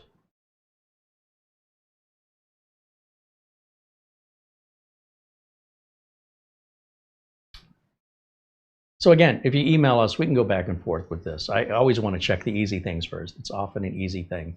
If you have anything USB plugged into that computer, like a UPS or an external drive or a printer, unplug all of that so that you only have a keyboard, a mouse, a monitor, and an internet connection, and then see if it'll work. Always do the easy things first. If it works, then you can plug all that stuff back in. But if it's not working, it's justification to unplug everything except keyboard, mouse, monitor, and internet. That's it. And obviously the media boot drive.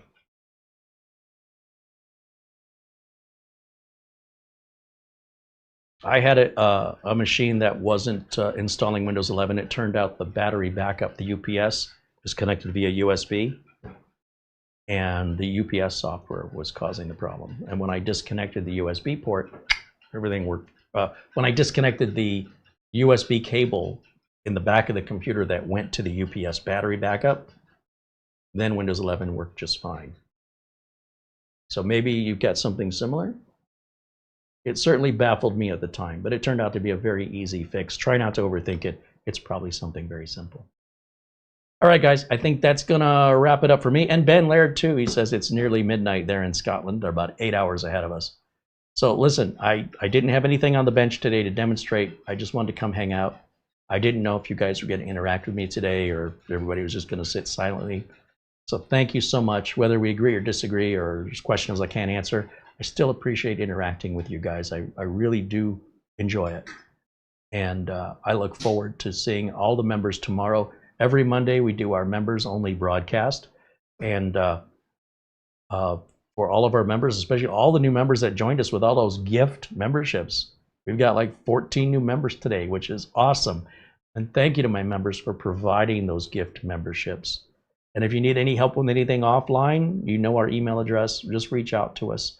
In the meantime, just a reminder, our friends over at URCDKeys, if you're looking for Windows and Office license keys, you can save some money getting real keys that are supported with coupon code using Carey as your coupon, save you some money. All the links are in our video description below today's video. If you run into any problems or questions, again, just email us. If you want to hang out with each other after hours, we have our forum, careyholzman.boards.net. Everybody's welcome there. Post threads and messages. It's our own little forum. Always open, no charge. Come on in, talk about whatever you want to. What am I missing? Let me shout out a thank you again for the Amazon gift cards today. Charlie Purdy, thank you so much for your continued generosity.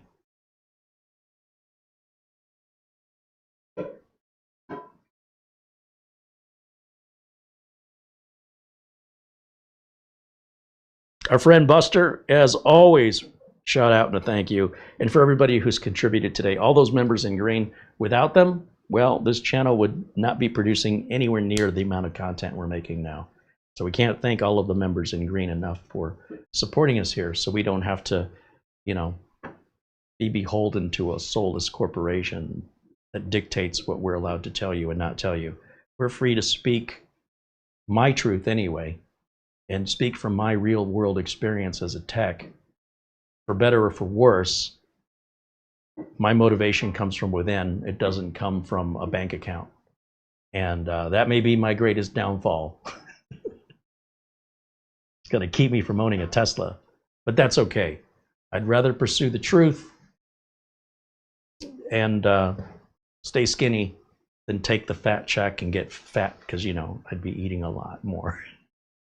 I'm already doing on my way, but I'm just saying, if I had all the money in the world, I'd just fine dining every night. Come serve me.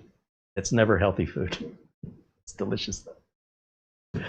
Thanks to Mara for working in the background, doing our thumbnails and taking care of all the video notes. And she answers most of your emails that come in when they need to come to me, like for diagnostic, although she knows most of it. But every once in a while, you know, she'll say, hey, I need your help on this, or I need your input on this. So I do get involved on them, in them rather. But usually Mara can get to it way faster than me, and her writing is a lot more professional than mine is. But if you have any issues and you want some help with it, you have our email address. Reach out anytime. We're always happy to hear from you. And for our members, I'm looking forward to seeing each and every one of you tomorrow at 1 o'clock. These are members-only videos on Mondays. Only members can see them. They are never, ever made public. And I'm not sure what I've got going on tomorrow. Honestly, I don't know. So, but it's a lot more informal. This is pretty informal. This members-only is even more informal. So we'll talk about whatever, and I'll probably come up with something I can show you tomorrow. I don't know right now what that'll be. We have some items to review that haven't arrived yet. We've got about 5 things coming, and I don't know when. When we get them, we'll review them. That'll wrap it up for me for today. Enjoy the rest of your Sunday. We'll see you all again. Well, we'll see the members tomorrow. Everybody else, we'll see you very soon. Until next time, bye for now.